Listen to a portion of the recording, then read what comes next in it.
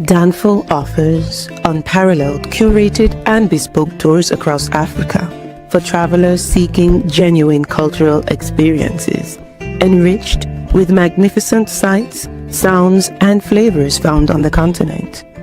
Each trip is reliably curated to ensure visitors are gifted with an immersive and authentic adventure.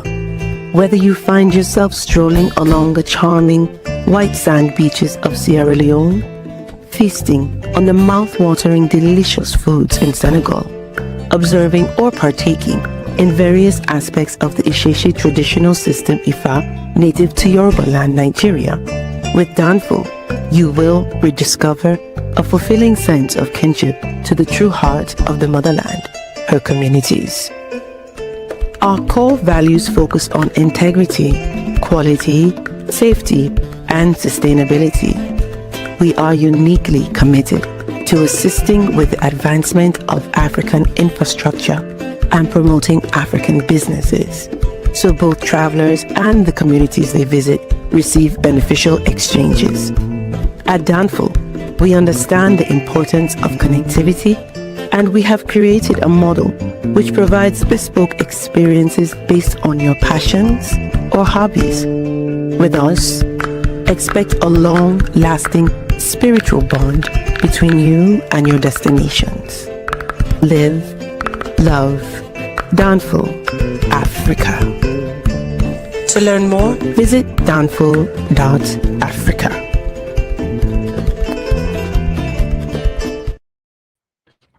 Peace, family. We are live again. Dynasty Mirror Search for Uhuru. Thank you all. Thanks so much for joining.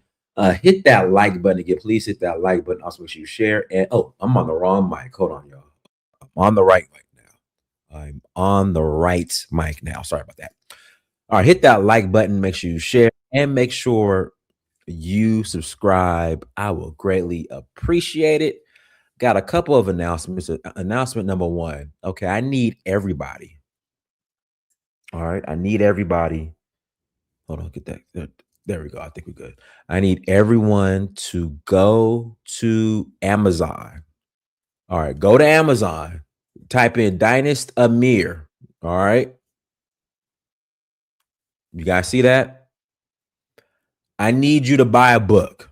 All right. If you watch this, if you're watching this, go to Amazon.com, type in my name, and support and buy one of my books. All right. And leave a review. Leave an honest review. If you buy the book, and they're returnable. So if you buy a book, you say, Dynast, your books suck. All right. You're in every right to send that book back and say, Dynast, book sucks. Okay. That is your right. But I need you to buy that book. So everyone who's watching this, go and buy a book. Or I'm gonna be hard on you guys in regards to buying the books, buying the documentaries, coming on the trips. All right. That's where we're at. Okay. Go support, go buy the books. And another book is coming out soon. All right. I want to release the new book before we head to Nigeria in August for the Oshun Festival. With that being said, so these are the commercials, okay? These are the commercials. All right. Go to Danfall.Africa. Check out where we're going, where we are traveling to. All right, we're headed to Nigeria in August for the Oshun Festival. Zanzibar in September for Safari Blue, Kenya in September as well. Then we are rolling to, where else are we going? Ghana and Ivory Coast in November, as well as Sierra Leone in November. And then we're going to Benin in January for the Voodoo Festival. So if you're interested in joining, please visit Danfall.Africa. And while you're there, click on documentary. Again, click on documentary.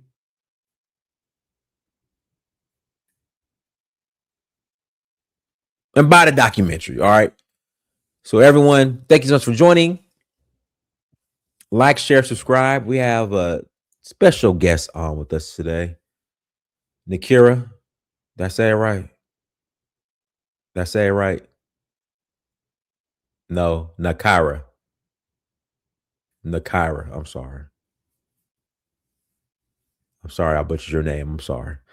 Everyone, we have Nakira on with us today, and we're going to be speaking on, and gotta admit well, okay? I think they meant well. But on Juneteenth, they did this slavery reenactment.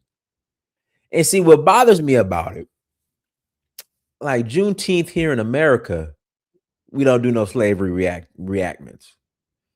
It was just very tacky, if you ask me. You know, they had the roots going on with, you know, that they had black folks dressed up as a slave master and just whipping folks, and it was bad. I didn't like it. And you know me, I've never really been a big fan of the slave dungeons, but you know, after seeing this slavery reenactment, it was just, and happy Father's Day, by the way, to all the daddies. Happy Father's Day. Can we get a round of applause? Here we go. Can we get a round of applause to all the good dads, all the great dads? Okay, and no, we ain't celebrating. You know, I'm happy. I have not seen any posts with the I'm a single mother, so I'm gonna celebrate Father's Day for the single mothers. Nah, okay, it's Father's Day. We'll celebrate you on Mother's Day. All right. So happy Father's Day to the to the dads out there. But let me pull this video up. But this was just, it was tacky. I didn't like it. And now there's a push for, you know, the Caribbean countries and all the African nations to push for reparations. And I'm still interested to see how that looks like, but let me pull up this footage.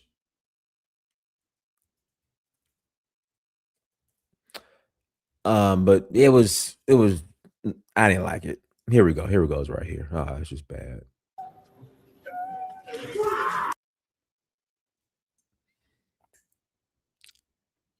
Here we go.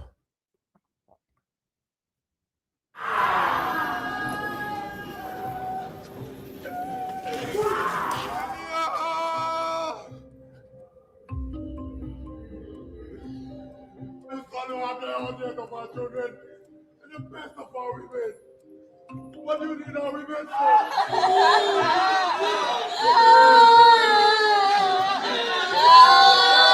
Our voices were fragmented for decades, and it served the interests of some groups to keep those voices fragmented. The slave trade affected all of us.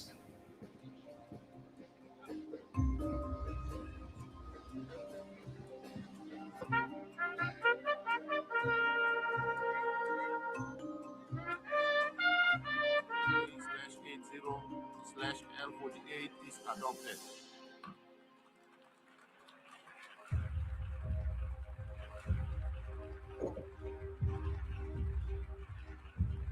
We did what was right for the memory of the millions who suffered the indignity of the slave trade and those who continue to suffer racial discrimination. Let our vote on this resolution restore their dignity and humanity. Our daughter is full of mischief and politicism.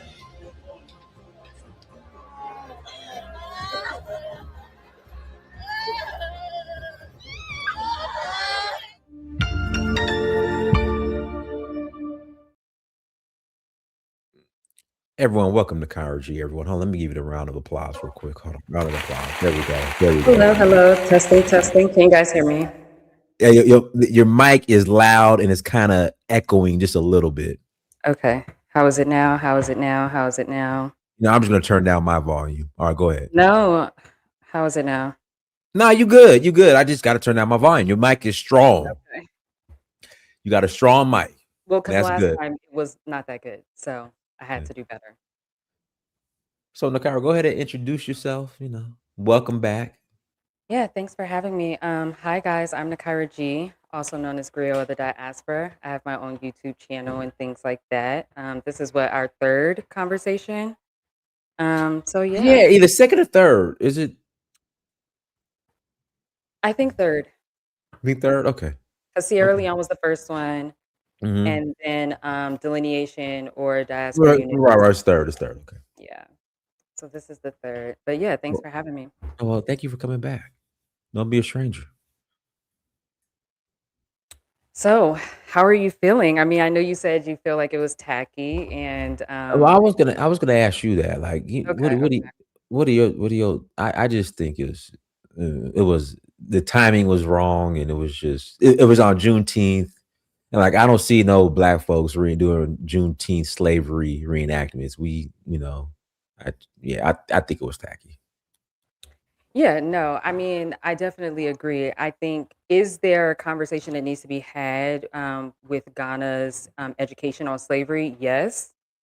But the way that it went down, I'm still not really trying like understanding what the point was because it was also like at a summit, I believe. This was like for the Reparations summit. So there's a bunch of foreigners, particularly white people, and even in the video, you see like people just like walking past and walking by. Like I was just really disturbed. I don't know. And yeah, of course, the date. I mean, I feel like that goes unsaid. The date makes it obviously Yeah. horrible. Even if it wasn't on that day, I do still think that the way that it was done and when, like, there's so many other opportunities, I think, in Ghana's tourism to do a little bit better in the education. But reenacting it this way, that is something that is a part of the culture, I will say, reenacting certain things, like, that's something I've seen before. I've gone to events where they have reenacted certain big moments that have happened in their history, so I know that that's also kind of just, like, a part of the culture in a lot of ways,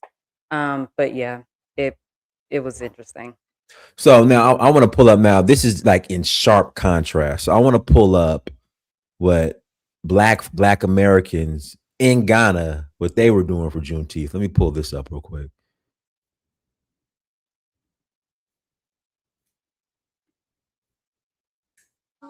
What's up? What's up? Dre Taylor here. Got my boy Telly who put on Ghana's first sport family union.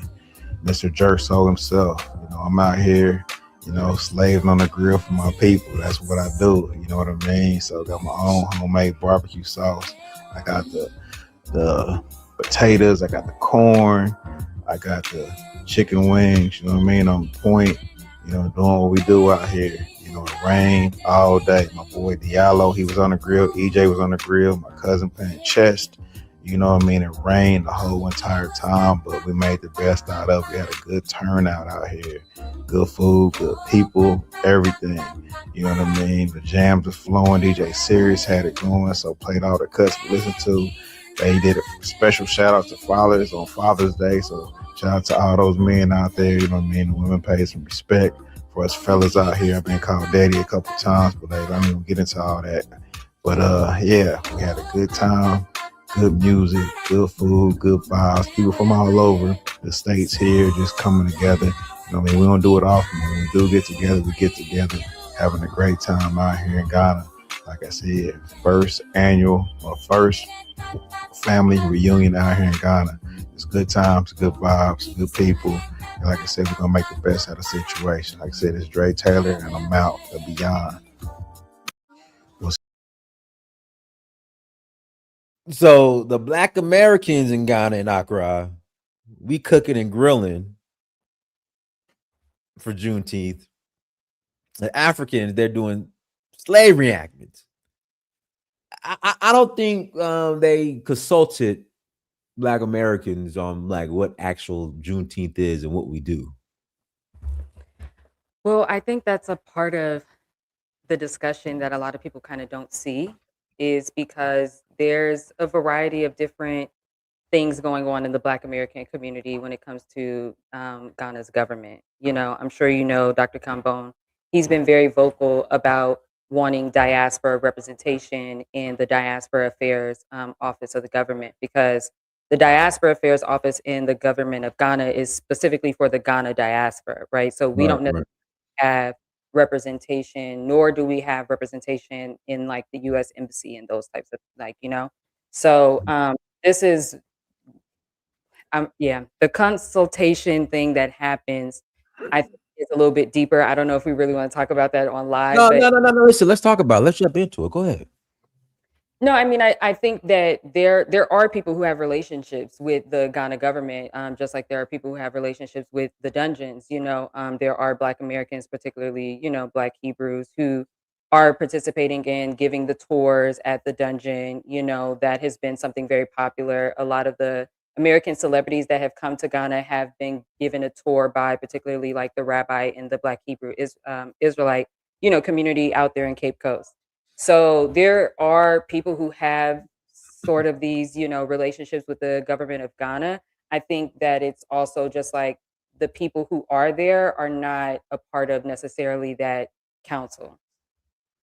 Okay. Guys, hit the like button again. Please hit that like button. There's we have a caller in the back chat or in the waiting room. We're gonna bring Meech the Innovator. Go ahead with your question. Meech the Innovator. My bad. Can you hear me? Hear you now. Go ahead.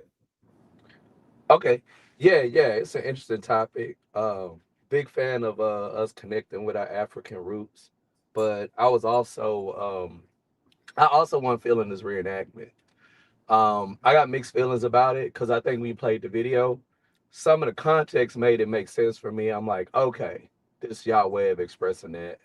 I do feel like if Black American voices were centered more, we could have shaped that situation a lot differently. Like even if they were going to do some type of historic reenactment, we might have shifted it to a slave revolt or something like that. So I think the biggest issue with it is just the lack of them centering Black American voices and lived experience. Uh, like in their programming. I think that's really the biggest issue. But from the context, from what they were saying, I don't see an issue with what they were saying with their point. I just think it came across a little tone deaf in terms of centering our voices. But I will say, in terms of what we do on Juneteenth, are you familiar with the Whitney Plantation? No, I'm not. No.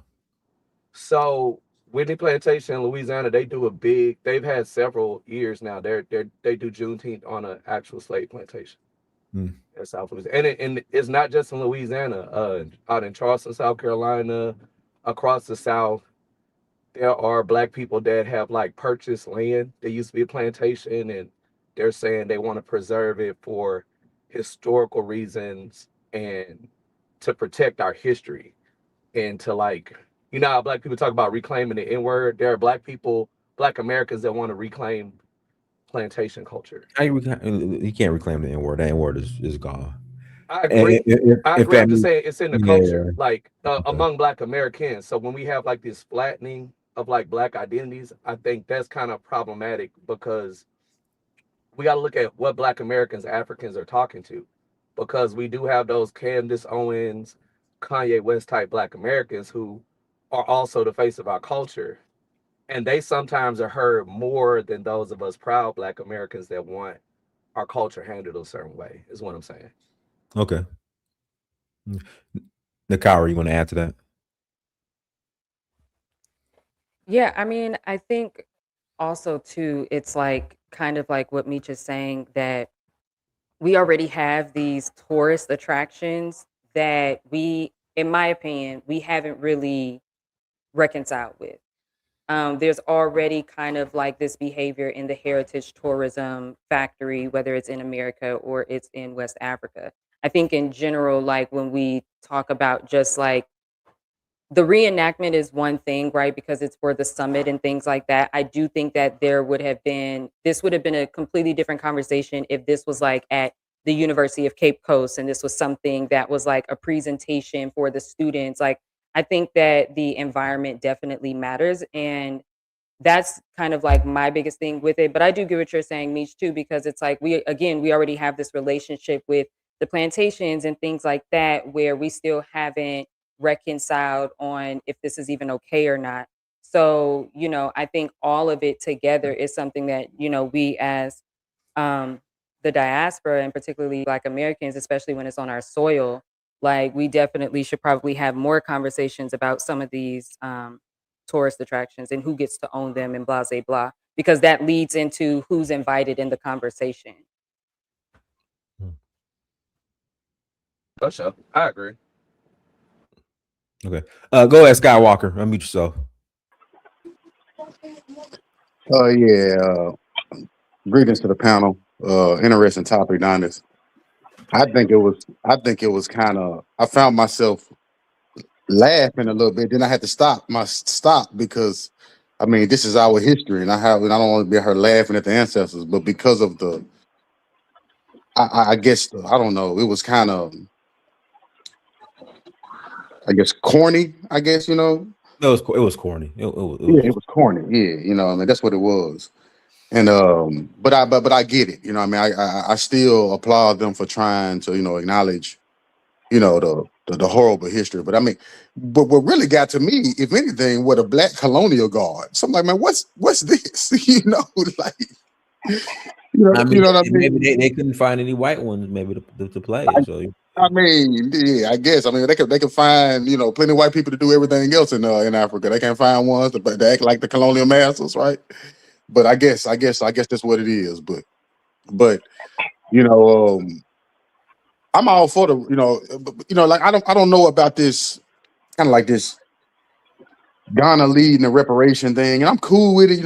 It's just I don't know, man. Like I think a lot of times African Americans, when we get into this reparations talk, we constantly talking about money. In my opinion, Ghana could solve the whole reparations thing themselves just by giving African Americans a bunch of land or giving the diaspora a bunch of land, right? You know what I'm saying? The African Union could solve the whole reparations thing themselves just by saying, we're sorry for the role we played in slavery. We understand the role that the white people played, but just for the little role that we played in it, here's 6 million acres of land. You guys go there, set up a nice nation of the diaspora, call it diasporia or something, right? And see if we can help unite the African continent or whatever. Because all this other crap is nothing but tokenism to me. It's nothing but symbolism and tokenism, and asking for reparations in the form of money is even more crazier, right? You're asking for reparations in the form of money that you're going to have to give right back to the people who own all the means of production and all the means of everything. So it's just strange to me. But I commend them for trying to, do what they do. But like I say, it's always some type of puppet scheme, some type of Oz, Wizard of Oz behind the curtains, kind of trying to, controlling all of these things. But I land there. okay. All right, go ahead, Em. Unmute yourself. Thank you, sir. I would like to ask a question for both the host and the guest, and also I would like to give a comment afterwards, if that's cool. Okay, the question is, do y'all think that Africa has some type of sadomasochistic dominatrix type relationship, or they want that to be with us? Like, if you really think about it, usually when they talk about us, it's like a time warp, and it's just a certain sector of time, which is slavery. They never really see like the growth in us. So do you think it's some type of dominatrix, sadomasochistic relationship between us and them? I don't follow you, man. Nakira, I mean, as far as like, I don't. You dominate. Okay. I'm thinking some weird shit now. You're talking about some domination. Like just like some type of sick fantasy they have. Like it's always like if you look at the video you showed, they're moaning on the ground. Like what type of? It's like a serial killer. When I watch serial killer shows or whatever, they get some type of pleasure by seeing somebody suffer, and it's like they stuck. Or sometimes they say the serial killer he'll record it and just go back and look at the videos, or like the Diddy. He got the videos, and when he get off at going back looking at the videos, so it's like this time. Why are you bringing sexual stuff in this conversation? So, Em, are you saying that like they get off on watching that? That's what I'm saying. I mean, I'm asking a question. Like, why is it always that time period when the transatlantic slave trade getting loaded on the boats, the suffering? We done a lot since then. We didn't.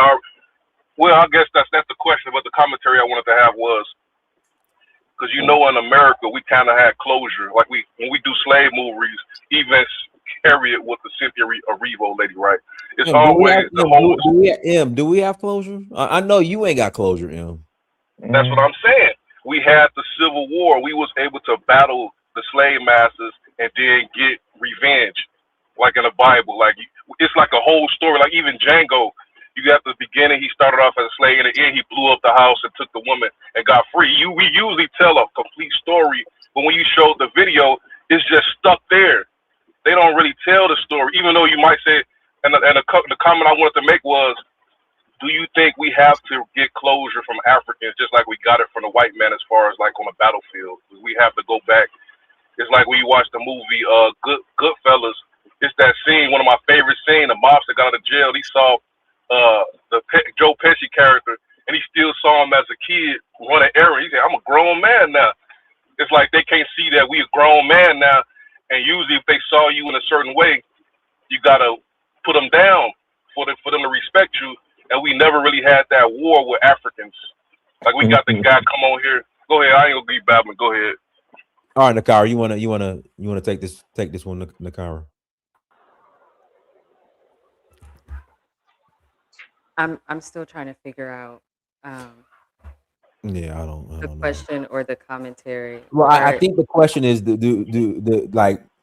president of Ghana, when he was in the other Ghanaians who were watching the slave reenactment, were they like kind of, I don't want to use the word getting off because that's just were they enjoying, excited? I guess. Were they enjoying? Yeah, was it exciting to them? That's like what is the point of keep showing that sector of time? Like when you look at mathematics, you could actually just break down a certain portion of a wave, and you just focus just on that. And it's like I'm looking at what is the function of it. Is this something they just enjoy? Is it like a disrespect, a slight?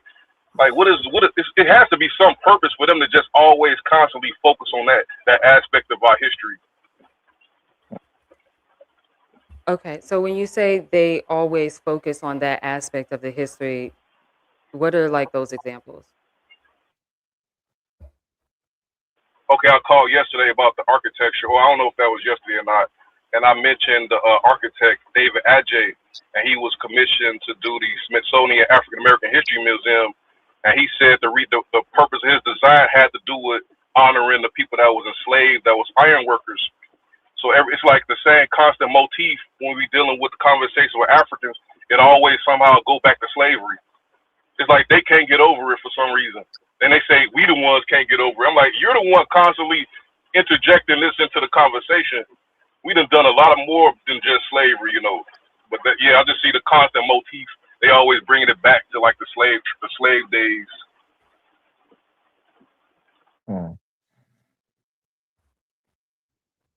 Dinus, can you go? I need to formulate my thoughts. No, I mean, but I don't agree with him because there was a whole year of return, and I don't think the year of return was focused on just slavery. Well, to be fair, the year of return was based off of 1619 to 2019. So the idea of it was the 400 years, but it did go quote unquote beyond that. Now, to some people, it did not.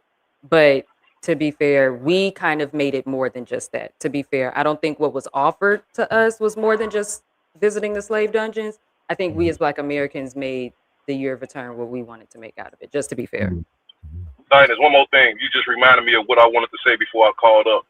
All right. Why do we allow them dungeons to exist? Why are they holding on to them? That's what I'm saying. Like, what is the purpose of holding on to them dungeons? I think they're getting off. Well, I would say this. I'm not really a big fan of the dungeons, but I mean, they should be destroyed.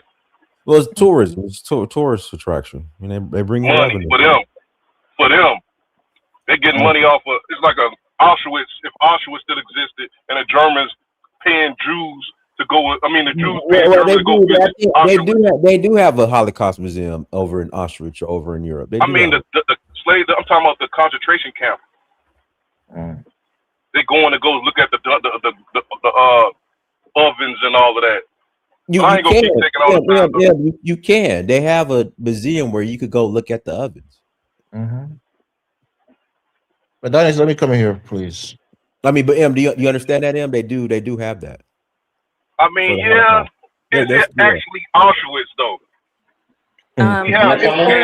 One second, before Elvis goes, one second, before Elvis goes, I just wanted to respond to the comment that you made. That's what I was saying earlier. I don't know if you were in here, and Meech also said it as well, where he was talking about like we as Black Americans also have a relationship with like plantations being a part of like tourist attractions, wedding venues. People get married on them, not even Black people, right? Like so the question that you're asking, I think is valid. But I do think that it's a question that can be asked to us as well. Because the first time I went to the dungeons, I definitely was like, okay, but I don't understand why it's still here. Like, I feel very similar to you, especially the way that it's being managed and the way that, UNESCO is more so, um, also has a hold on it, as well as like the local chiefs in the area has some type of jurisdiction over the dungeons as well. My issue with the dungeons is more so that the information about the dungeons, the history and all of that is not necessarily implemented into like the academic curriculum. I think if it was implemented into the academic curriculums for locals to also understand, not just like a you diaspora, when you guys come here, this is your history type of thing. When the president of Ghana said, this is all of our history, I just want that to be translated into like the academic curriculum as well. Thank you.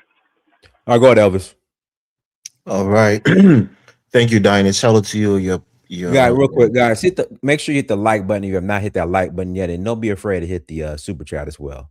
All right, go ahead, Elvis. All right, thank you, Diane. It's hello to you and your guests and fellow panelists. Happy Father's Day to you and other fathers on the panel and those listening. Let me say this, right? I think visualization is very important because as a kid, in the United States, going to school, the first time I can remember crying, not because my mama hit me or, my daddy hit me, but just crying out of emotions. It was watching, movies that, depicted slavery and the trauma and the horrors of slavery. And that left a very deep mark.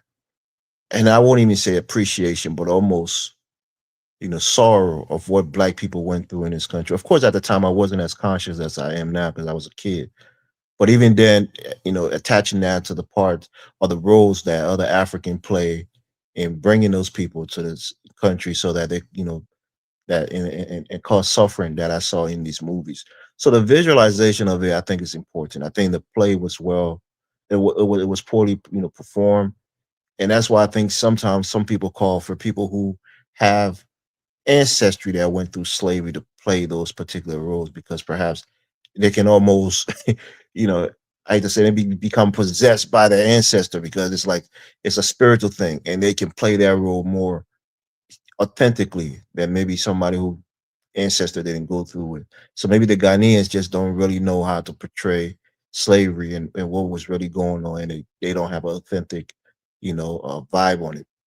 But I'll move on and say that the dungeons, the plantation. To my brother M, there are plantations in the South right now who are, that are used as museums that people can go to. And if your ancestors were enslaved, I think if you're on that plantation, you can imagine what they were going through and the hardship that they had to deal with, the rape, the abuse, the humiliation. It brings back certain emotions, even though it's negative emotion, but it's necessary because if all of those things were wiped away. Can I interject real quick? Sure, go ahead. Tuskegee Institute was built on a slave plantation. Well, that's not my point. My point is that these plantations where slavery happened and where atrocities happen are still in the South today, and you can go and visit them and take a tour. So will you think that the United States government should break them down because they engender negative emotions about slavery? Most people will probably say no because it brings out certain emotions and it reminds you and it keeps it at the forefront of your mind that your people and your ancestors went through something, and these are remnants to remind you that these things actually happened to your ancestors. So with the dungeons, I think we as Americans should decide whether it should be destroyed, not the U.S. government. Okay. Yeah, I think with the dungeons, like Dinah says and the sister said, because the Africans were complicit in the slave trade, make it seem as if they are profiting, which they are, But outside of the prophet is a historical context that those who go into the continent can see that this is the place that our ancestors were held, and this was the last, point of Africa for 400 plus years. And it brings back certain emotions, and it gives you the imagination of what they may have been feeling in that moment, the fear, and all those things. So I think it just puts you in a different perspective. Dinus, he just validated. He said it brings emotions. You know what that means? What do you think it means? You get some type of pleasure, satisfaction. No, you watch movies. Movies are there to no. Movies. Certain movies are there to inflict certain kinds, I emotions. never cried in my life watching a slave movie. I did, and I was a kid. You get pleasure from it. No. I ain't gonna sabotage your show though. Oh man, I mean, you want to fight? Dennis, I'll pass the mic because I think it's gonna get too emotional. But I'll pass the mic. Maybe somebody else want to come in. All right, go ahead. Go ahead, Dark Sky. Unmute yourself. Okay. Can you hear me? Yes. Okay, so I was watching your lives since a bunch of time. I couldn't come in. Sorry from my broken English. I'm living in France. And I'm from Togo in Gabon. So on the topic, this is insane. All I can see, this is ammo. This is ammo for that delineation movement. Because me, I'm watching this from outside. I'm in France. I'm in Europe, but it's disheartening for me to see this. But at the same time, African living in the US are the culprits, and now even the Ghanaian government is in. This is insane because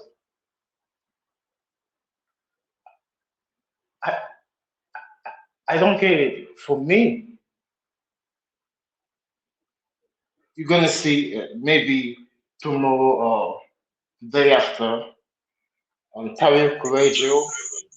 He's gonna speak on this and million of Black Americans because I no longer use the term African American because it seems like 80% prefer to go by Black Americans.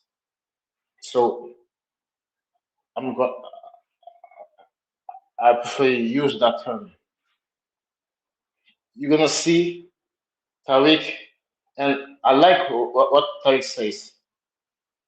He sometimes say the truth, but he's gonna talk about this, and million Black Americans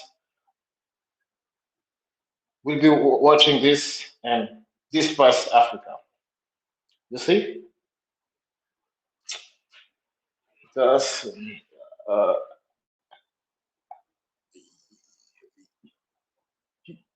you can ask me some question, but it's for me it was disgusting because I know Ghana. I know Ghana. I was born in France, but I lived for a few years in Togo, and Ghana is next door. I know Ghana very well, but I don't know who advised them to do this. Is it Black Americans living in Ghana? I, I don't think so. Why?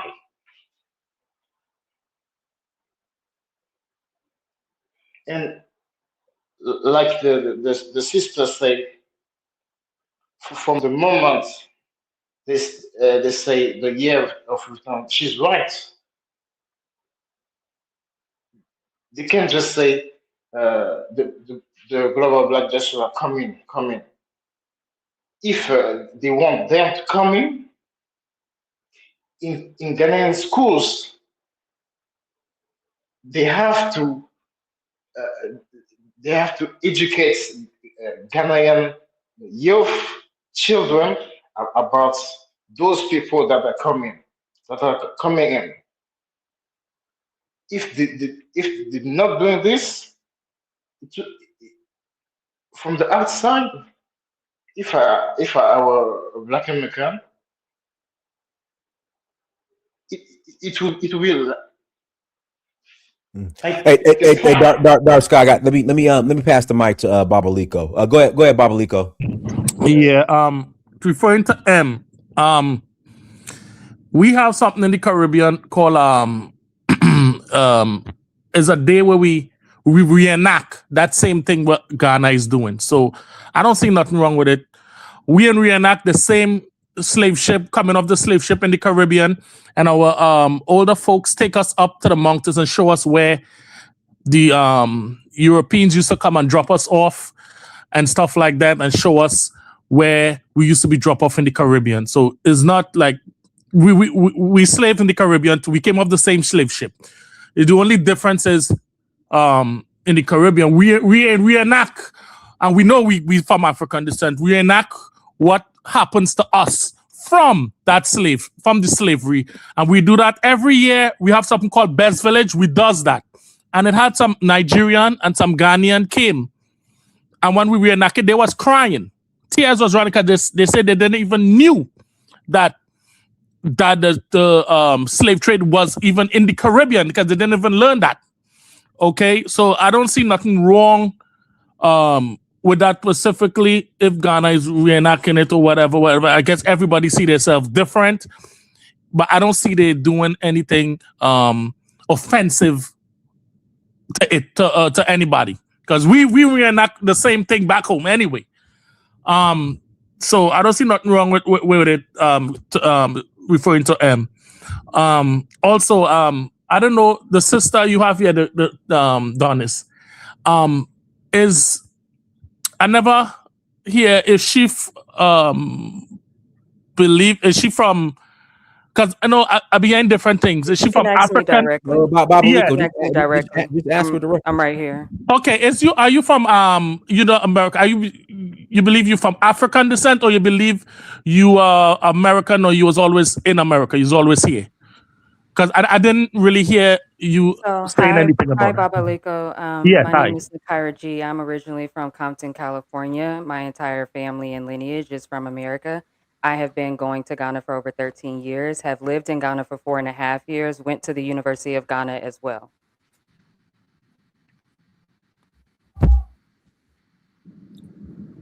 I guess you want to know if you consider yourself African descent. Yeah. Do you consider yourself of African descent or America? I listen. I know that y'all have had these conversations with the FBA people, but I want to make something very clear. When y'all meet a Black American, asking them if they believe that they are African descent, I don't want y'all to get comfortable with that. I look like a Black person. I look like an African. I don't want y'all to get comfortable with walking up, like asking Black people that, whether it's online or in person. Let's just kind of nip that in the bud. My answer was my answer. I'm a Black American.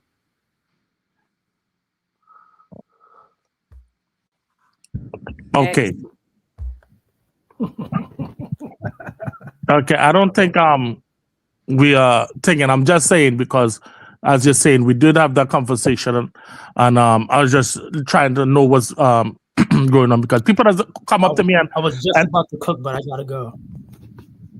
No, but I think Babaliko, if she goes to Africa, she lives in Ghana, you think that she knows she's African descent. All right, Elvis. Is it Elvis? Is it Elvis? Oh, okay. Yeah. No, I was just asking because people just ask me all the time too from Caribbean, so it's not nothing to be offended of. It's just a question, because it's a question that's been going on. Okay. Let me pass the mic to because we got people waiting. Let me pass the mic to Dapo. Go ahead, Dapo.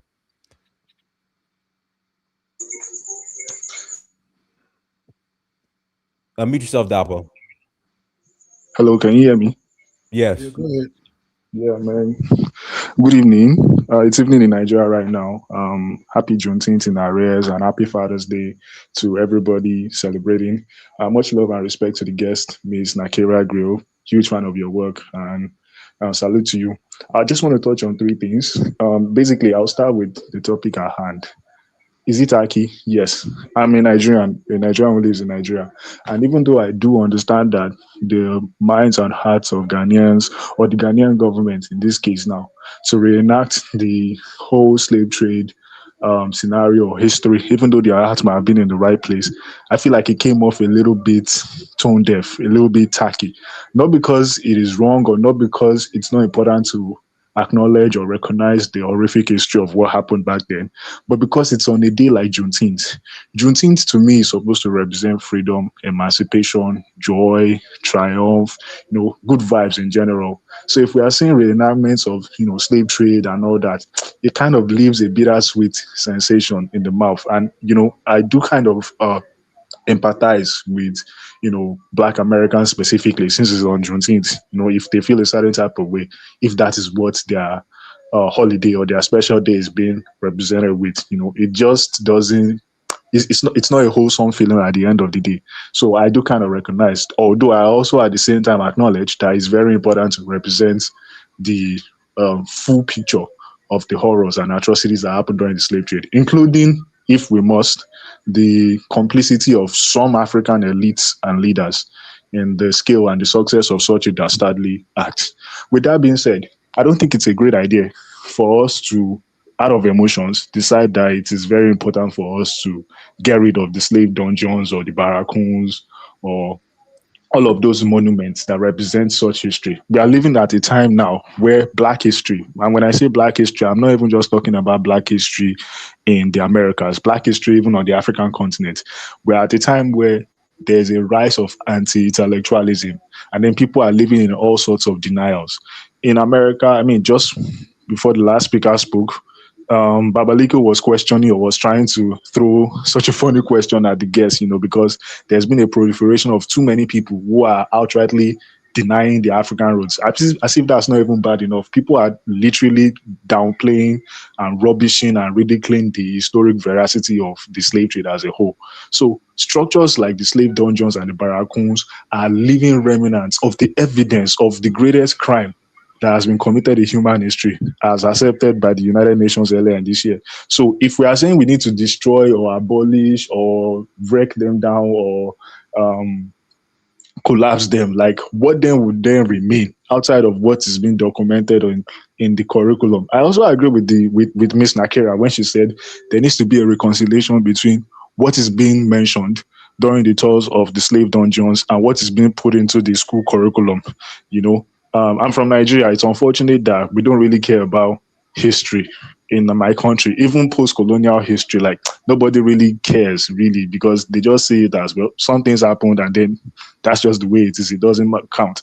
But then we have to remember, if you don't know where you're coming from, you won't know where you're headed. So it's very important for us, not out of emotions or out of resentment or feelings of feeling in a certain type of way because of the slave dungeons. We need to put our heads in the right place and understand that these structures serve as living monuments of the history that binds all of us together. Whether we want to admit it or not, a lot of us, even on the continent, even if our ancestors didn't end up on those slave ships, a lot of us were affected by the slave trade too. We lost family members, we lost ancestors. So there are some villages or there are some townships that still hold like rituals, that still like ceremonies to commemorate the dozens and thousands of people that were lost and never seen again too.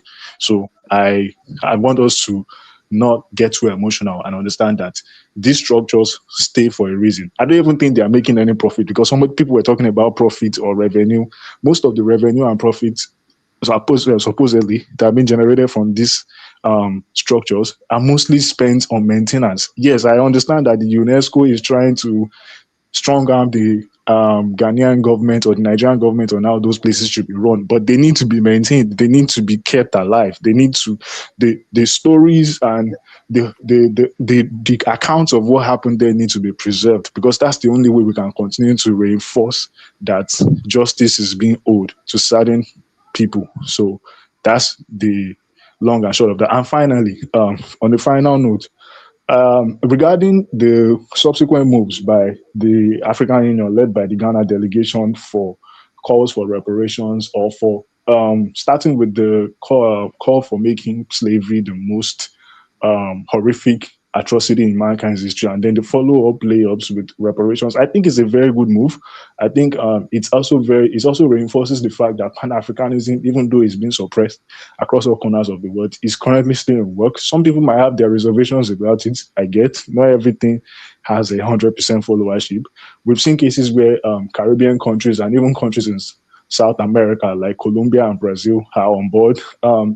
Dr. Maya Motley, the Prime Minister of Barbados, was in Ghana just last weekend, and then people are trying to make moves to push for calls for reparative justice, not just for the slave trade, but even for the looting of artifacts, for the destroy and the desecrations of different African kingdoms that were affected by slave trade, as well as colonialism. So there are key processes and key steps that are being made. And I feel like for people who believe and for people who really are interested in getting justice for the atrocities that their ancestors have had to go through, I think this is the best time for us to continue to push on what we believe in and understand that racial solidarity and Pan-African consciousness is very, very important to our victories at the end of the day. Thank you very much for the opportunity to speak. God bless you. Happy Juneteenth and Father's Day in arrears as usual. No problem. Lewis, go ahead, and I'll pass it back to Nakira. Go ahead, Lewis. Yeah. Hello, everybody. For anybody who's lived in Africa or taught in Africa, you will find out from the smallest village to the big towns, reenactment and plays are one of the best ways to get messages of history into children. Ever since I was a kid at school, plays, reenactment was the best way to learn about history through stories. Okay, so if in Africa, if you go to Ghana and they're doing a reenactment, it may seem a bit tacky because their acting may not necessarily be Hollywood acting, but for us on the continent in Ghana, it has been a tradition that has been carrying on for forever. So to me, one of my biggest disappointments is that we don't teach enough about slavery in the Ghanaian curriculum.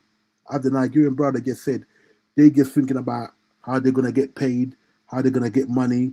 And because of that, because of our quickness of mind to be part of the capitalist world, we forget about the basics.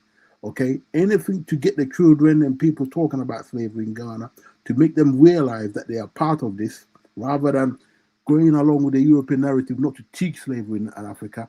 Anything that counters that, I'm down with it. So if it means some tacky acting or whatever to get it into the children's head and people's head that this was us, we were part of it. The slave story is part of our story, not just for the people in the West. I'm down with it. Okay, it might be tacky, but in Ghana, when we do stuff like that, it is to get the message to the literate people and illiterate people.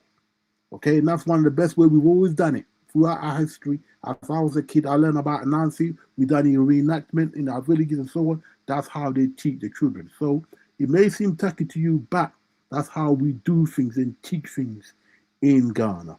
So I want to respond to that. You know, that's how we teach. It's not the Western world. Okay, we got a lot of people who are illiterate, a lot of people who we look at things differently. We don't all watching TV 24 hours a day. Reenactment is the best way for us to learn. It may be cringy for you, right? But it is a way to get the message into our children who have been kept out of this slavery until they get to a certain age. I want kids from school to be learning about slavery. And don't forget, when we talk about slavery on the continent, we still got people in our villages and so on who are affected by this. Okay, though it might be a few decades out, but we don't want to stir up old tribal ways because we're trying to hold the country together. We're a nation made up of different nations and tribes and kindreds. We're trying to hold it together. Okay, so doing a reenactment is a good way to learn history, how things are, because we're affected by slavery as well. Okay, that's what I want to say for now. All right, Nakira, you want to ask something? Well, let me read the super chat first. Shout out to Babaliko 9354. Thank you for $5 holla. We must ask questions to people who come to answer, not to get an attitude. Go ahead, Nakira. Go ahead, Nakira. You could, if you want to add to it, then I'll pass the mic to Africa. Yeah, I mean, stupid questions get stupid answers. I wanted to respond to the piece about the, you know, the little money that is coming in from the dungeons. So I want to kind of be careful with that conversation, right? Because there is an issue economically with the area surrounding the Cape Coast and Elmina dungeons. That is definitely a conversation that has been had. A lot of the area surrounding Cape Coast and Elmina dungeon has not been renovated, has not been upgraded. You know, it really like still has like the same remnants from 30, 40, 50 years ago, right? So when it comes to the conversation about like UNESCO and the maintenance of the dungeon, that has always been a conversation that people have found very problematic, particularly people in the country, because again, all of this money is being generated, whether it's being generated locally or it's being generated by UNESCO. But why is that? Who is that money going to renovate or maintenance or maintain the dungeons when there is a ghetto right next to the dungeon that is literally touching the dungeon where the boats are there with, and this is what it is called when, you know, when I went there, this is not what I'm calling it, this is what locals call it. And anybody who has been to the Cape Coast dungeons know this area. So I think that I don't want to do the thing where it's like, oh, they're not even making money anyways. No, they're making money at that dungeon. Especially because foreigners pay more to enter the dungeon as well. So how much are they paying, sister? How much are they paying, really? I mean, to us, it's like $1, $2, $3. Like for us, if we're translating it into, you know, their cities. Let me say this: the first time I went was in 2013. I've been before, but I've been again, but not as a tour. I had access, being able to go inside when I lived out there. But I've been more times outside of being a tourist, so that's a different thing. All right, let me just ask. Hold on. It's not. You'll get the mic here in a second. Meech, go ahead, Meech. Yeah. And thank you for letting me chime in again. I download the app, so it's working a little better for me now than the browser. But yeah, I get what the brother is saying about this is just what y'all do in Ghana and slavery is your history too. I definitely agree. I don't know if you were in the audience earlier when I mentioned that why I didn't see a issue with the context of what Ghanaians were, what I feel like y'all were trying to get across. I did say that it comes across very tone deaf because our voices and our input is not centered in their history, as well as other Black people from the West. It wasn't just Black people from the United States that were in chattel slavery. We talk about, what, like 10, 11 different nations, right? Yeah. And so I think it's very important that if it's going to be about history and it's going to be about facts, you can't have bits and pieces of data and information because that creates a bias. It can't be if it's really about slavery and making sure we don't go back to that past, then it can't just be about one nation. It can't just be about one cultural group. You understand what I'm saying? Because when we teach about slavery in the West, our scholars, you know, like the term Pan-African itself was created in the West by, you know, like Henry Sylvester, Black Americans like W.B. Du Bois, you know what I mean? And there was about us coming together as descendants of African to topple slavery. So our history of slavery in the West is conquering slave owners, not just being enslaved and taken from Africa. But I don't know, when y'all do y'all reenactments, do y'all reenact the Maroon communities that actually revolted starting in the 1500s? No, we don't need to do that because we got that's the problem. No, it's not a problem because we got. Well, I listen to you talk respectfully, brother. I listen to you on mute. No, brother. Let me just quickly say this so I don't forget. I'll shut up and then let you carry on. You got the Ashantis there, and they defeat the whole army of Britain. So that's even bigger than the Maroons. So why do we even need to go our way pull out the Maroons until our president goes to Jamaica? Then we could learn about Maroons, no problem. You could learn about the book, but we actually got the Ashantis who defeated the British. So, bro, you know, if you got the example right there. Well, you guys were colonized by the British. Yeah, so this is respectfully, and this is why I was trying to finish a thought. Hang on. We can talk together. We can sing together. We can pray together. We can't talk together. Can I talk as a Black American? Louis, it's time to speak. Let him speak, Louis, please. Yeah, but why am I being talked over as a Black American that loves Africa? with Pan-African colors on my hat. Why am I being disrespected and talked over in a conversation about my history? I'm not disrespecting you, brother. But I Please, listened to you talk. please let him talk. Let him talk. I even spoke to your point before I started speaking and acknowledged your point that you were making. And you're demonstrating what I said. There's a sort of tone deafness. And I'm not one of these FBA Black Americans that disassociates from our African roots and culture and identity. That's not what this is. I'm for the continent. I'm for our relationship. But like I say, there's some erasure happening. I'm talking about among the Black Americans that love Africa. I can fight with FBAs all day, but I can't erase the things that you guys are choosing to say as Africans from the Okay, what, minds of Black give people me in an the example. West. Give me an example, brother. But you're making it a battle. When I brought up maroon culture before speaking to any historical context, your first response was you got some Ashanti that are better than the maroons. So what we need to talk about the maroons for? Yes, they Your are, because the words. Maroons are descendants of Ashantis. So Right. why talk about the expert when you got the core there? So do you not The understand how Maroons. immature that is in No, a you're historical being conversation? immature. You're being immature, brother. Brother, you're talking over me like a child. Guys, can No, we I'm stick answering to and making good can we points, stick brother. to the show? I'm Louis, let the talking. man talk, man. Is this Let the so? man If talk. is this about Africans and their view of slavery only, and not anybody else but Well, we are Africans? Africans. Is that This what is this our is? view of slavery. If you don't like it, brother, Louis, then I'm Louis, with yeah, you. yeah, Louis, fam, Okay, Let so him talk. basically, Let him as a talk.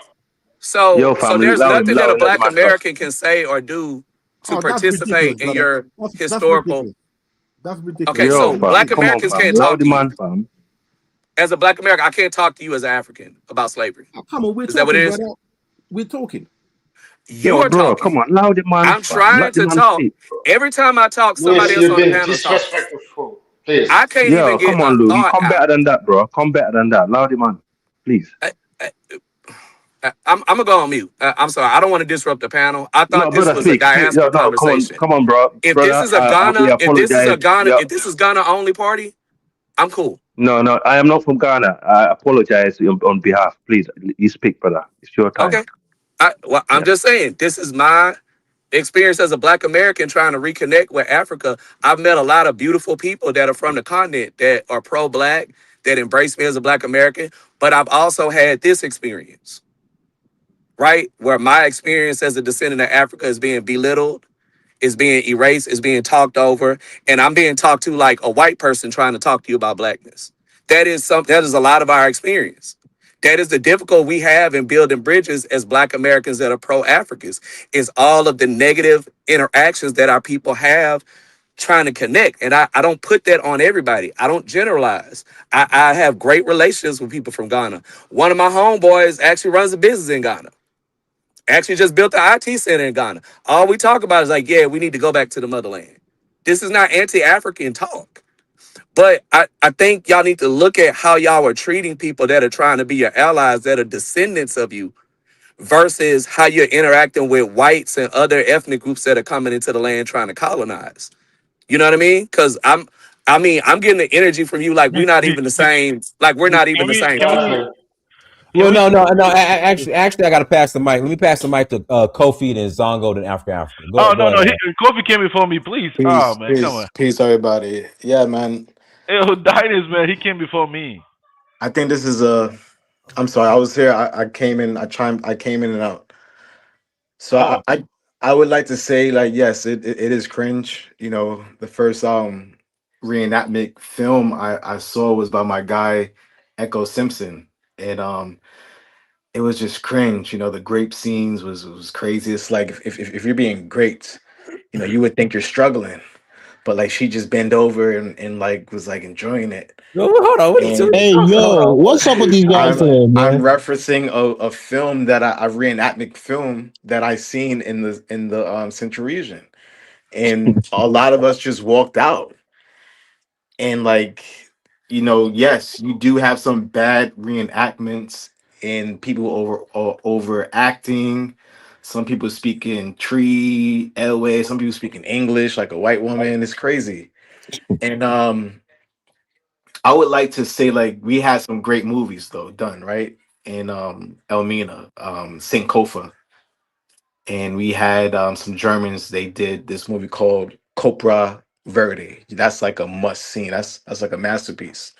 But I read the history of the Fante Confederacy, and there's a couple of times they beat the Europeans powers outside the dungeon, starting with the Portuguese and then to the Dutch, and then after the Dutch, I guess the final ones were, I'm not sure if Spain was ever there, but then the British was like last. And there's so much nuance to these stories that I feel like if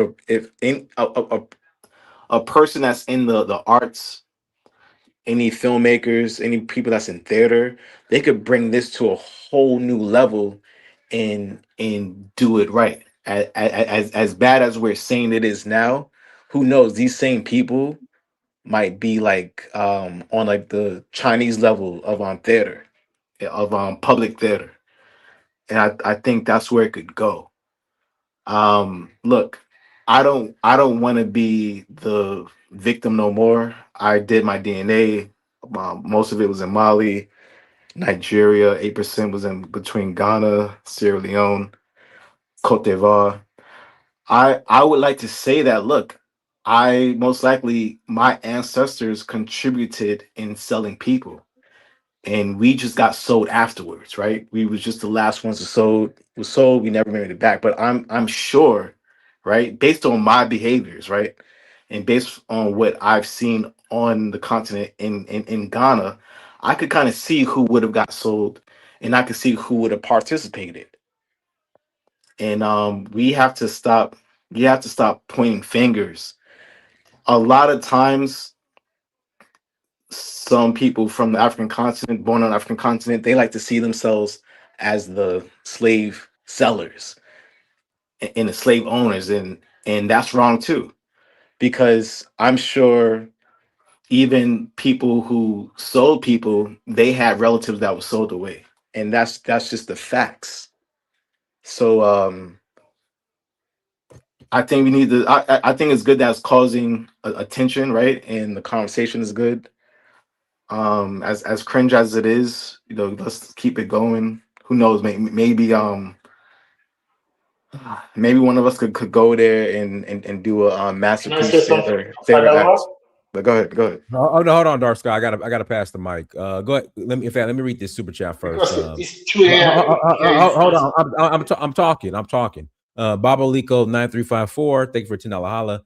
I always learn in class. No question is stupid. If you can't answer a question about your heritage, how can you talk about Juneteenth? It's ridiculous. Let me pass the mic to Zongo. Then I'll let you ask your question, Dark Sky. Go ahead, Zongo. Yeah, thank you very much, Dines, for finally allowing me to talk. But actually, I mean, Nakira, I mean, a lot of times people tend to. Nakira. Oh, okay, Nakira. My bad. A lot of times the focus is mostly on the Cape Coast dungeon, but I mean, I think there was there are other several like dungeons across like the coast of Ghana. Particularly, there's one dungeon in the southeastern part of Ghana. I think the prison Stein dungeon. That one also is completely even in ruin too. I don't know what like the ministry responsible for that is doing to just preserve those dungeons. But anyway, I was gonna ask you one question that you did say like they are not African Americans were not involved in the decision making like process. But then I did watch an interview with Ivy Prosper on the YouTube with Rabbi Kohain. In fact, he stated emphatically that he was part of like the ones that even gave the idea of the year of return to the former administration, right? I mean, he was not the sole person, but then himself along with several others, right? So that kind of signaled to me, oh, so they are really part of the decision making process too, right? And Yeah, then, he's on a board. He's on a board of the decision making of the dungeons of the Elmina in Cape Coast. He's on the board. oh, okay. But I was just gonna ask, like, as far as like this whole Juneteenth celebration with Dr. Combo, and a lot of times when you watch his videos on YouTube, he seems to be connected with the current administration. Dr. Erica Bennett, the head of I think the African Diaspora. union. I saw her with a couple of like senior officials regarding this the slavery talk in Ghana and in meeting with a lot of dignitaries in Ghana too as well. So don't you think somehow too? Because I mean, I was born and raised in Ghana. I've never seen this Juneteenth slavery reenactment in Ghana before. This is my first time seeing. Don't you think part of this whole thing too is also part is due to the fact that perhaps African Americans are even suggesting this idea to them as well? Because it was never there growing up. I never Well witnessed Right. that. said, So I brother. think you might have. So I think he asked me a question. So I think you probably weren't here when I said it. I actually said that there are Black Americans that are in the consultation space, specifically those Black Americans, like you just stated. Rabbi is a Black Hebrew Israelite. And so, as we talked about a little bit earlier, like the flattening of Blackness and who gets to represent and who gets to decide what Black Americans in Ghana want and are requesting is a internal conversation that has been going on for a few years now. I think it's just recently been made public with Dr. Kambon because he's spoken out about it. But again, someone having that relationship with the government doesn't necessarily translate to everybody in the diaspora having that ability with the government or even with the person who is being presented as the liaison. So I think that it is actually really important who gets to have that position. And right now it is, as you stated, Black Hebrews. Okay, so it's still African American. Perhaps maybe his advice or recommendation might not necessarily be the overarching like decision approved by the African American community in Ghana, right? I can't speak for them. I'm a Black American. I'm not a Black Hebrew Israelite, so I Because don't know what the Hebrew Israelites want for Black Americans in Ghana. I can't yeah, speak for them. because like because It's like not I mean just him. It's not just him. There's two prominent Black American women who are yeah, like really the I, spokespersons. I say like Dr. Erica Bennett, right? Yes, she's responsible for us getting citizenship. Yeah, so I'm saying that like because like let's say if I was in Ghana, right?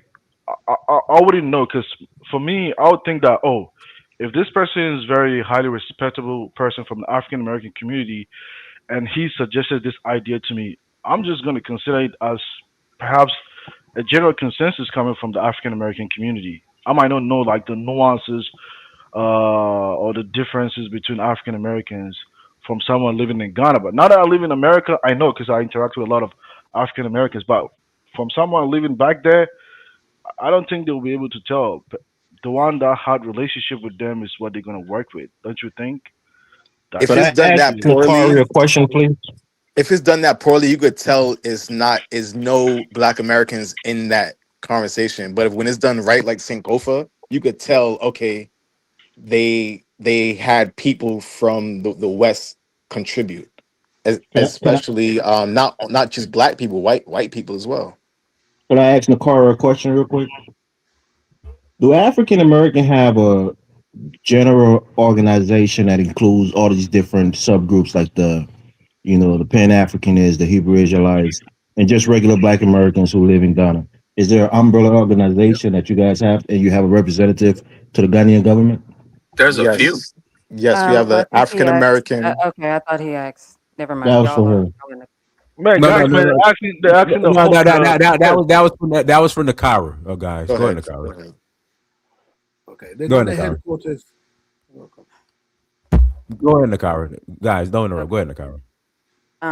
So, hi, Elvis. Yeah. So there is the AAAG, um, and that is the Association of African Americans. I think they changed it to like Afro Descendants or something like that. But there's a AAAG which has been around for like decades. So that's generally one of them that a lot of people go through. There's also the Caribbean Association of Ghana.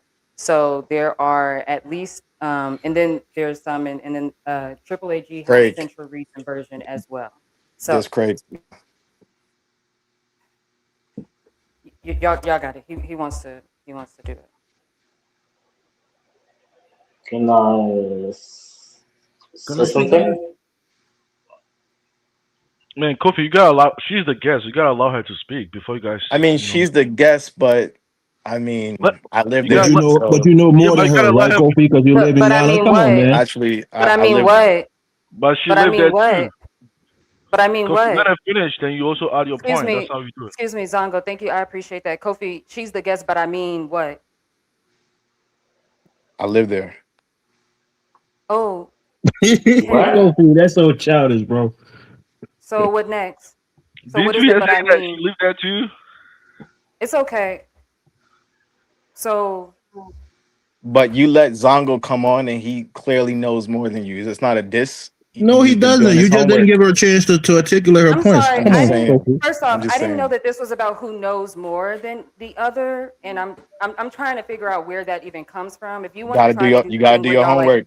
humble black women, I know that that's like y'all space in this fake Yeah, ass that's Pan good. African thing that y'all do, where y'all just hate when women speak. And I know No, too, no, you no, no, it's no, just Respectfully, no, a no, bunch no. of Hold like on, hold on, niggas up Nakar, here. So Nakar, I relax made your up. Nah, that's panty. Respectfully, not true. Not here, not here, not here, No, not no. not me. No, respectfully, I said I'm talking Zongo knew about more than people you. I'm who just get into saying. these spaces because I don't understand how him asking me if there is an African American association in Ghana, that is where you feel like I don't know something and I can't finish saying it. I don't even understand how there's a correlation to You that. put it all on Rabbi Kohen, and it's definitely Kofi. not Let's all on not. him. please, Just, Kofi. Kofi, just let it go, bro. Let it go, Kofi. All right, All right. Africa. Can I Go ahead, finish Nakar. answering the question? I Yeah, can I Nakar, didn't even take finish your my time, answering the Nakar. Go ahead. question. Go ahead, Nakar. Go ahead. God damn. So yes, there is a triple AG. That is where a lot of Black Americans are a part of that organization. There's the Caribbean Association. What Kofi is so happy to tell everybody about, there is something called Craig, which is the Central Region Triple AG, which is, from my understanding, spearheaded still by Rabbi. Do you want to confirm that, or is there a new president, Kofi? I mean, there's a board of people. There's a board. There's Okay, is Rabbi boards. still a part of it? All Okay, of thank you. everyone has a Go board. ahead.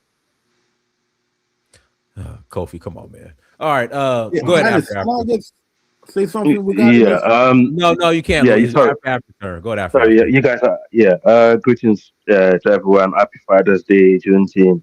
Nice to see you here, sister. It's quite welcoming. We appreciate what you're doing. Absolutely.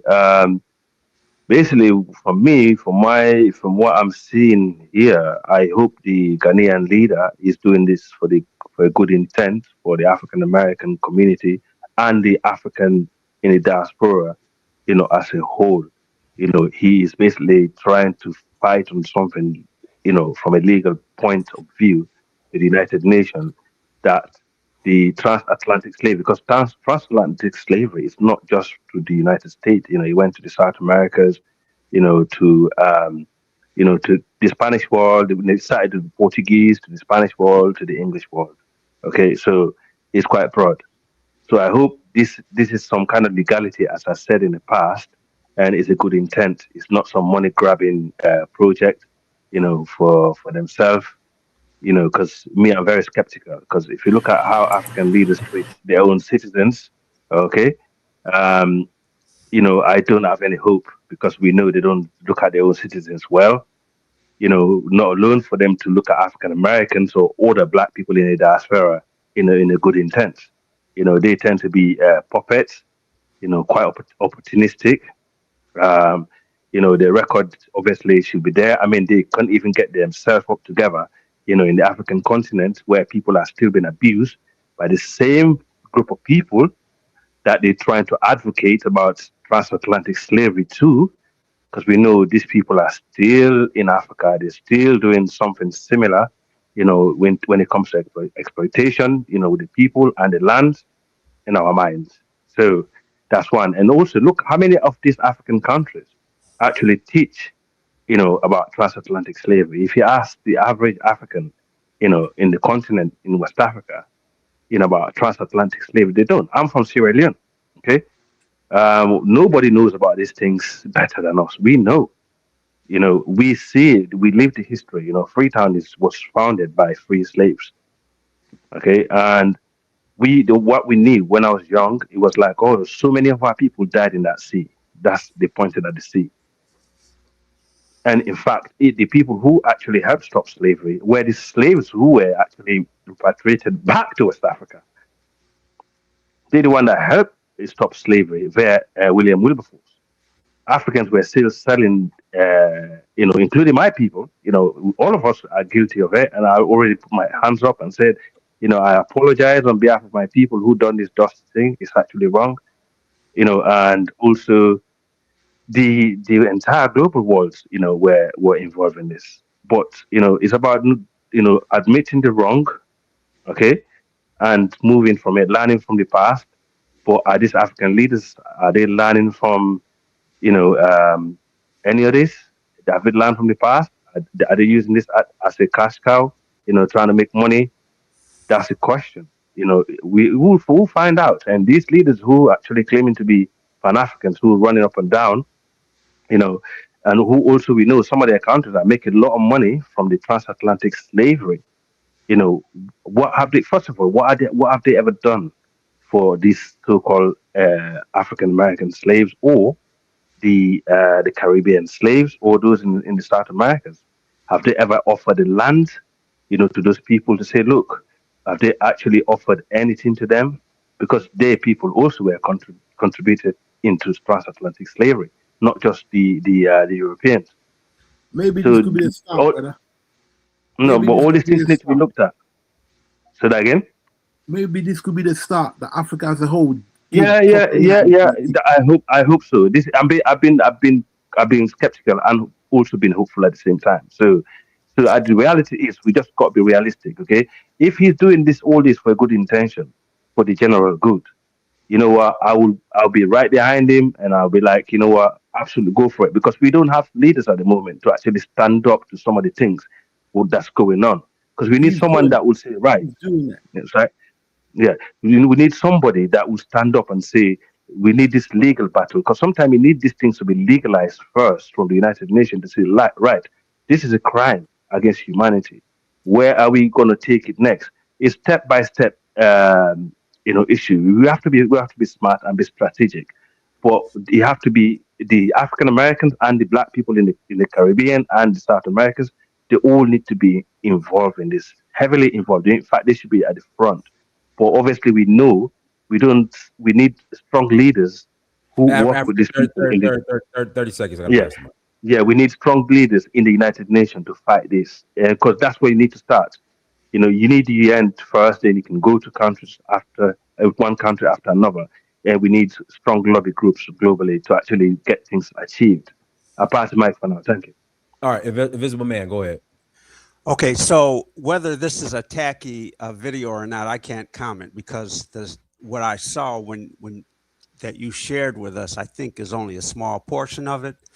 But I have seen videos of some of the holding facilities that were built in different countries by different tribes when they go into the interior, when African tribes went into the interior and then brought those who were going to be sold and held them at a certain spot. I have to say those videos were done, to me, they were done very well. They explained what was going on within Africa itself, between the tribes and the kingdoms themselves.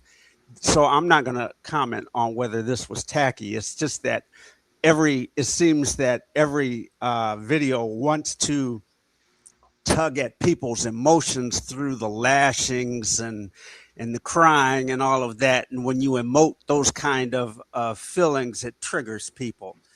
So that's all I have to say with respect to what was shown, unless I didn't see all of it. I do have a question for the Africans, and then for Nakira. I am African. Nakira. But for those who are from African countries, do you think that Black Americans are owed anything because of the transatlantic slave trade and because of the participation of the tribes that are still within Africa? Do you think the Americans, the South Americans, the Caribbeans, etc., are owed anything? Or do you not think they're owed anything? And if they are owed something, what do you think that should be? Can I go first, Dennis? Yeah, go ahead and respond. Yeah, I think that right now, as Africa was saying, if the call is genuine, and I believe it's genuine, I know it's genuine from Ghana, okay? If this thing is good and they carry on with it, I think the African Union should be the first one to pass a motion for all the countries to set aside land for the people returning. Let's see what land each country has to offer. Okay, and we can work something out from there. I think that's the first thing that Africa as a whole can easily do. 60% of Africa is is not habited, so we can do that. Okay. 2, we cannot necessarily jump back on the ship and go back in time per se. Okay, but we can make up for that. All right, that's something the African Union can easily do.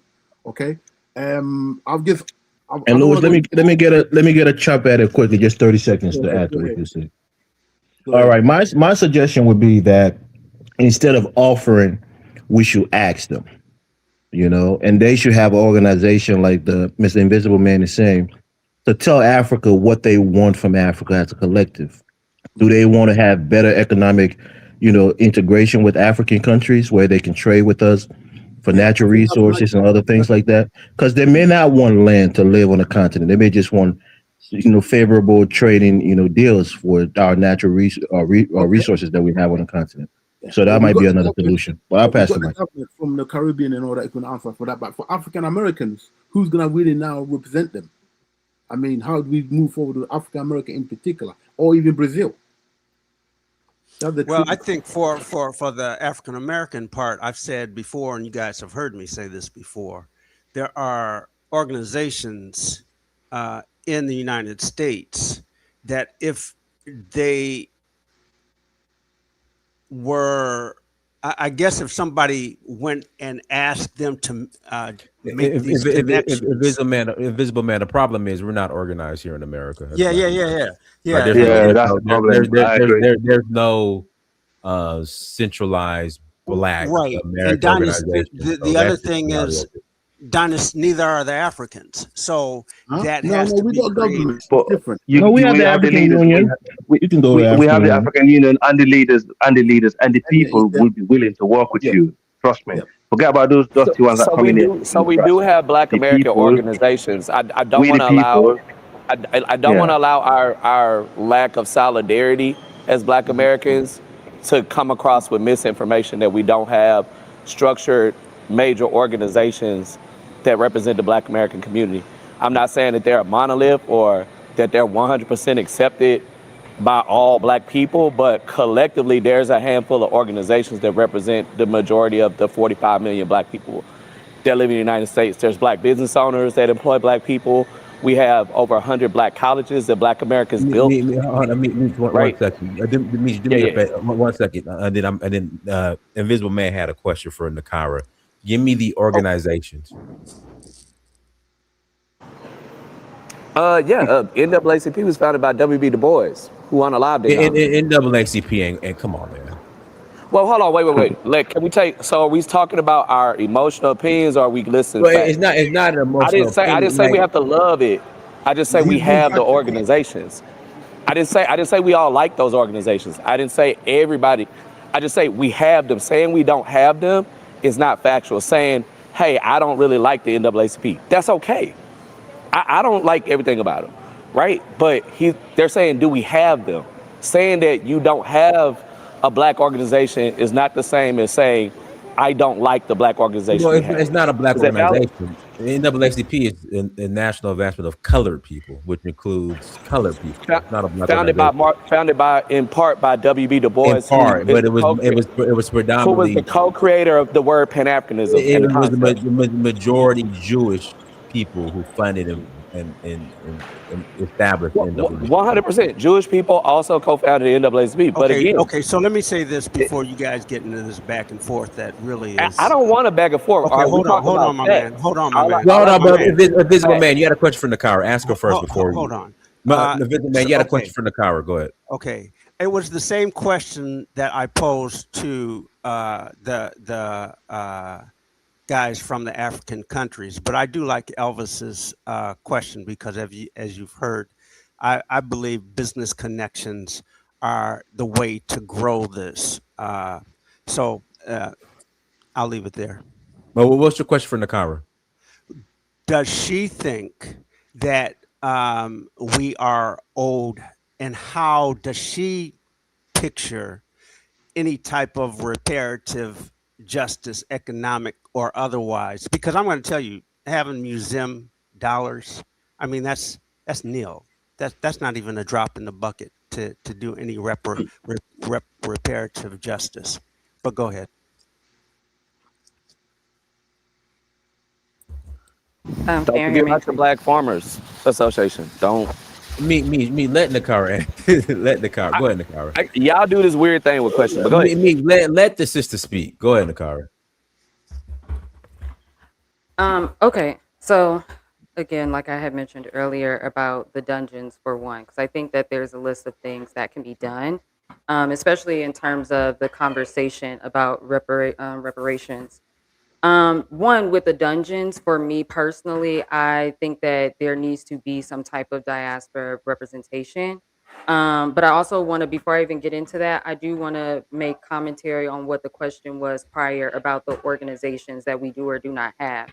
That's actually one of the issues as to why we still don't have certain types of representation when it comes to the continent, because of whether we have these organizations or not, whether we are supporting them, whether we are funding them, all those things do kind of affect it, because Ghana is building relationships with certain universities. Ghana's government is building certain relationships with Divine Nine and things like that. So the government and people, who have money and connections and all of that, they have ways to get into contact with certain Black communities. But again, the concept of the Black community having this one idea on something, I don't think is necessarily possible. Personally, I think that because as the Black community, we have different factions of it. We have different ways that people want to live. So I just wanted to make that comment as to why some people feel like certain organizations they see that are getting like publicized in Ghana, but if you're not a part of like Divine Nine, I'm not a part of Divine Nine, so I don't benefit from anything that is possibly happening with that. That's just me personally. But when you talk about what do I see happening, one of the things is that with the dungeons, I think that there needs to be more diaspora representation. I also think that the UNESCO partnerships that the Ghana government has, we should be a part of that as well, because Ghana doesn't just have those 2 dungeons. There's about 33 standing dungeons in Ghana, and that's just Ghana.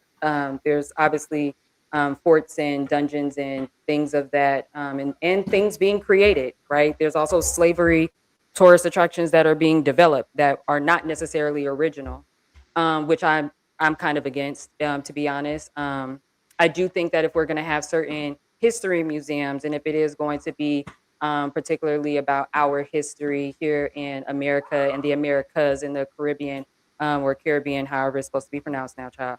I do think that we need to have more representation, especially with Ghana. Now, I want to put context though. A lot of these things that we are mentioning, the Ghana government is not 100% in control of either. That's the unfortunate part about some of these things too. So I think we have a similar conundrum with like in Ghana that we have here. A lot of these things that we may want, we're going to kind of have to do that footwork. And I think that that's something that a lot of people kind of don't like, I guess, about Ghana. But you kind of have to understand that this is a developing nation, and all of these ideas and things like this relationship that we're trying to repair, I think that there's a lot more conversations that should have been had. I've said this before on this platform. I personally, because I had been going to Ghana before 2019, I wanted the year of return to actually be a Pan-African conference. I wanted it to be like a 5-year, 10-year long conference where we were coming to Ghana, having this, week-long experience, so that all of these kinks that we're seeing over the past 7 years could have actually kind of been like a part of the experience itself, right? Because now you have people saying that, oh, we should have been doing this, we should have been doing that. And it's like, yeah, but none of us were given an opportunity unless you are in the close quarters of those who have the high positions like Kofi, right? But if you are not associated with people who have these high positions in the community, then it's not like everybody that lives in Ghana is invited into these particular conversations. So I think sometimes we kind of like assume that like the Black diaspora community in Ghana is also like all on board with this one thing. I think it's also divided out there too.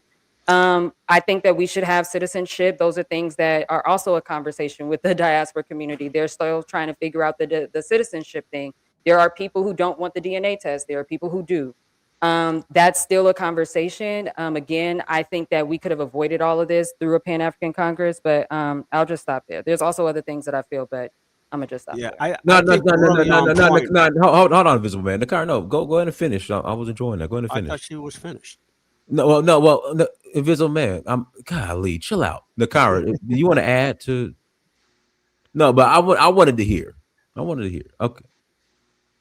No, truly, Donis, I didn't break in on her. I thought she said she was finished. I wouldn't. I started speaking because I wanted her to actually. When she's finished, can I ask her questions, Kofi? Let me say this lastly. Whoever mentioned farming, I think that is one of the most important ideas and areas that collaboration should occur. Okay. So, also, somebody mentioned earlier about the thing about like diasporans should be given land. So again, those are things that have already happened. Those are things that are happening now. It's not necessarily happening on the government level, but there are chiefs who have given land to diasporans for diasporans to create Pan-African villages, one of them being Gasebu in Central Region. And there are a few others that have popped up, but I don't know too much about them because they kind of like popped up and, seen people just kind of posting that they were selling land. But Asebu is one of the, I think, ones that are the most popular that people have seen, that I've visited, that I've been to. So those things are happening. Again, I don't necessarily think that these are going to be things that are going to happen overnight. I don't think that these are going to be things that's going to happen in a year. I think that it's going to continue to take time. Above all, regardless of what we do and how we get reparations, I just think that we need actual descendants of the transatlantic slave trade to be in that representation and be in that room. And also, I would also want people who we can kind of vote in for that versus people who, because of old age, they have these positions because of seniority. Now let me read this. Let me read this. Hold on, I'm reading super chats. Ursa Mahan wrote 5726. Thank you for $5. The Ghana enactment depicted enslavement. Juneteenth is about freedom. Murson 3368. Thank you for $2. I'm Sierra Leonean and I know my history since high school. Murson 3368. Thank you for $2. Black Americans enslaved and sold Africans. Also, I need to see the facts on that. Passport King, go ahead.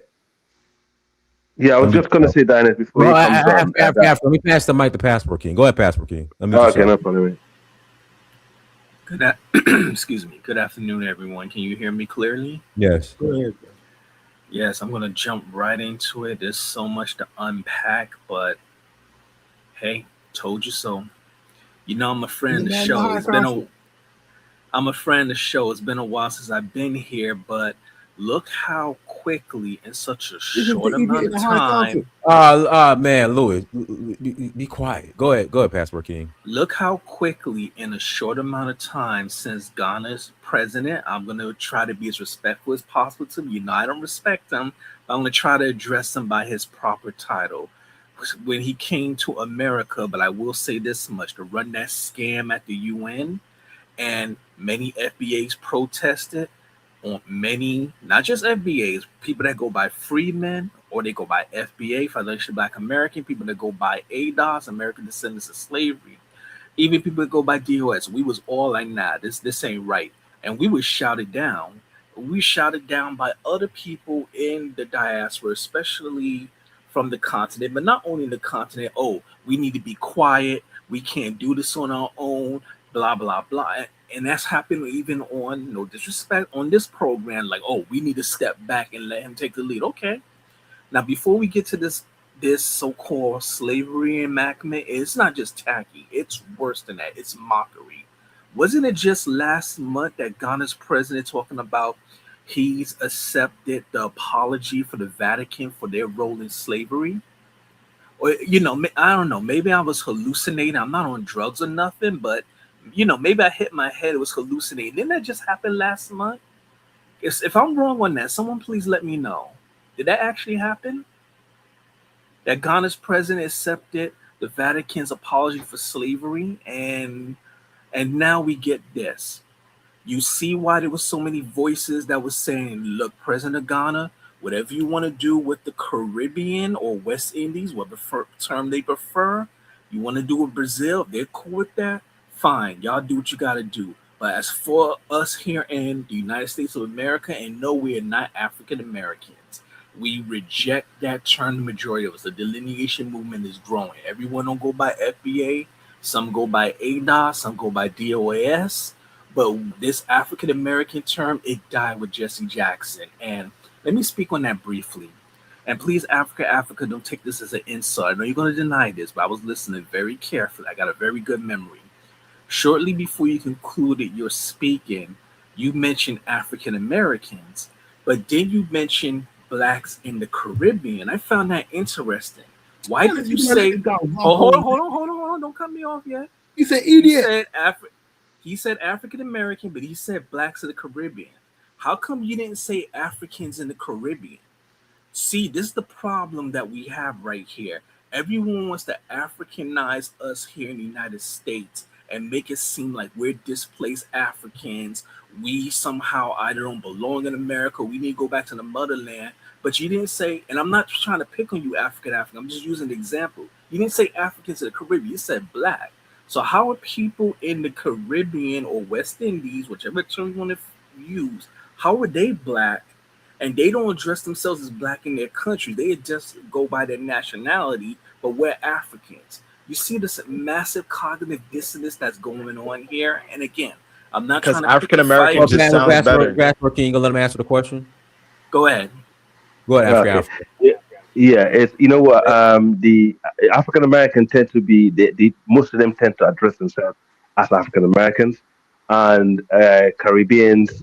We know that they. Okay, let me just finish. I live in the UK. African, Caribbeans or Black Caribbeans.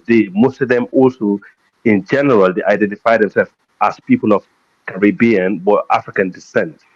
So it's based on the term that they identify themselves on, more than a general term.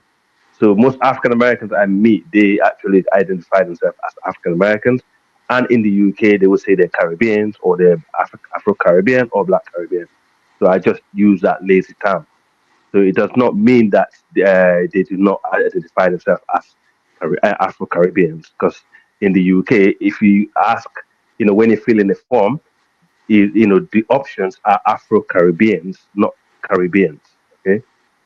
All right, let me do this. Pastor King got 30 seconds. I'm gonna let Kofi ask Nakira his question.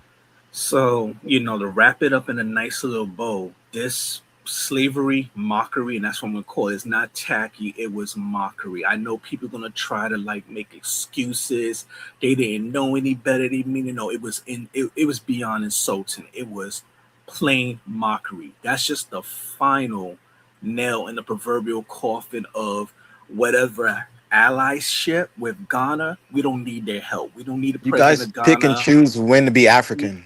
Yeah. No. We don't need neither Ghana, if any you other ain't African, country. why you Hold offended? on. We don't need Ghana's help. We don't need any of the other 53 African nations' help. We don't need the so-called Caribbean or West Indies, whichever term we use. We don't need their help. Who is we? Foundational Black Americans, ADOS. I know those two got their issues, but I'm just naming all the groups. Foundational Black Americans, ADOS, DOAS, Freemen. We know our government. We're more than capable of dealing with the United States. Okay, let me pass the mic. Go ahead, Kofi. Ask your question. Yeah, I just want to push back on Nakira a little bit. I know she threw a shot because I was excited and shit. I don't really get a chance to have these conversations, so I admit I wasn't too excited. But I would like to push back on you know, yeah, these our elders are old, right? The chiefs, the people in political power, and the diaspora and elders and leaders, they're old. I would like to push back and say we don't have to ask their permission, and they do not have to platform us. To me, O'Shea Duke Jackson has the platform. He to me, he has the biggest platform, and I believe it goes by that. Whoever has the attention, and I think we could escalate, right, our attention to the highest level of who's getting the attention on YouTube or on social media, period. We have the technology, we have AI, we have the know-how, these conversations to start these platforms ourselves, and never ask them for permission. They don't have to put us It on was because supposed to be a question, Kofi. obviously they don't know what they're doing. The question I want to ask: do you think we need their permission, or can we just take it over? That's what I want to ask. That's it. So as I stated before, I would like for there to be a voting system so that people can vote who they want to represent them.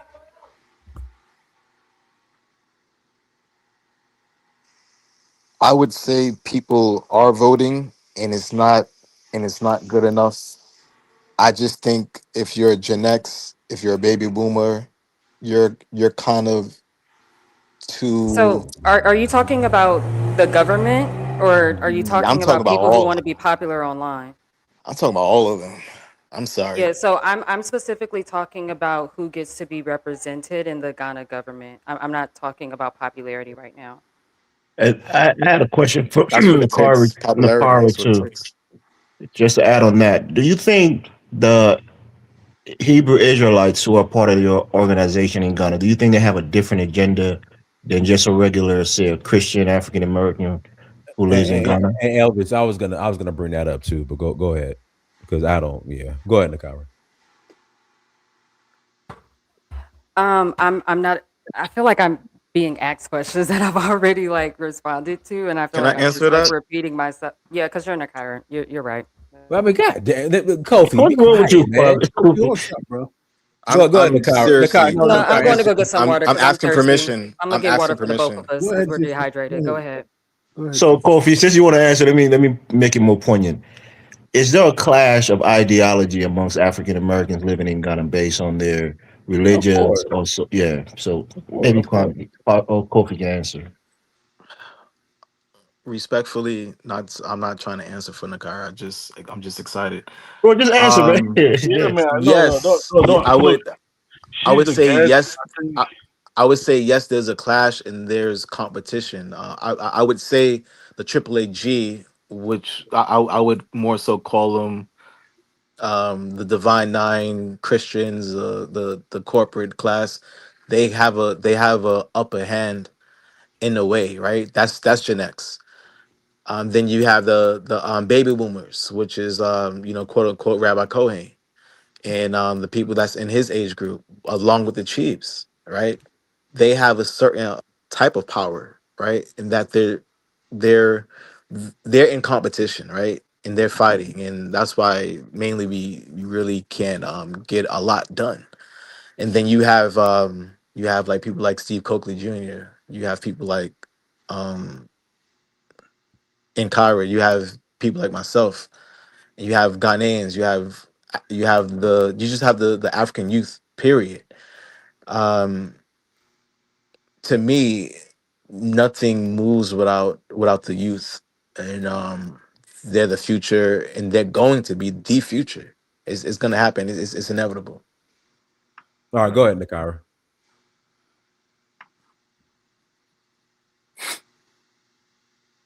This Nakira? Yeah. You, not the Oh, Kofi Nakara. You Nakara. okay. I don't remember the question. What you are? Were you asking about the elders and Go what? ahead, Elvis. Next question. Yeah, is there an ideological clash, amongst the Hebrew Israelites type and maybe the regular African Americans or Christians living in Ghana in terms of their agenda that they're trying to push for the community?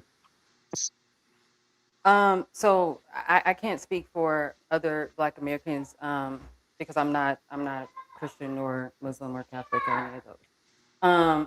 I think that here in America, Black Hebrews have a different agenda.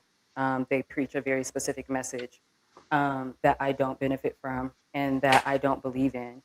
And so I don't personally believe that religion needs to be that close to anything governmental, social, and those types of things. Now, I will say the Asebu Pan-African Village is not a Hebrew organization, and I want to make that clear. I've also interviewed people who live in Asebu, so you can hear their story for themselves, and there's also recent interviews as well.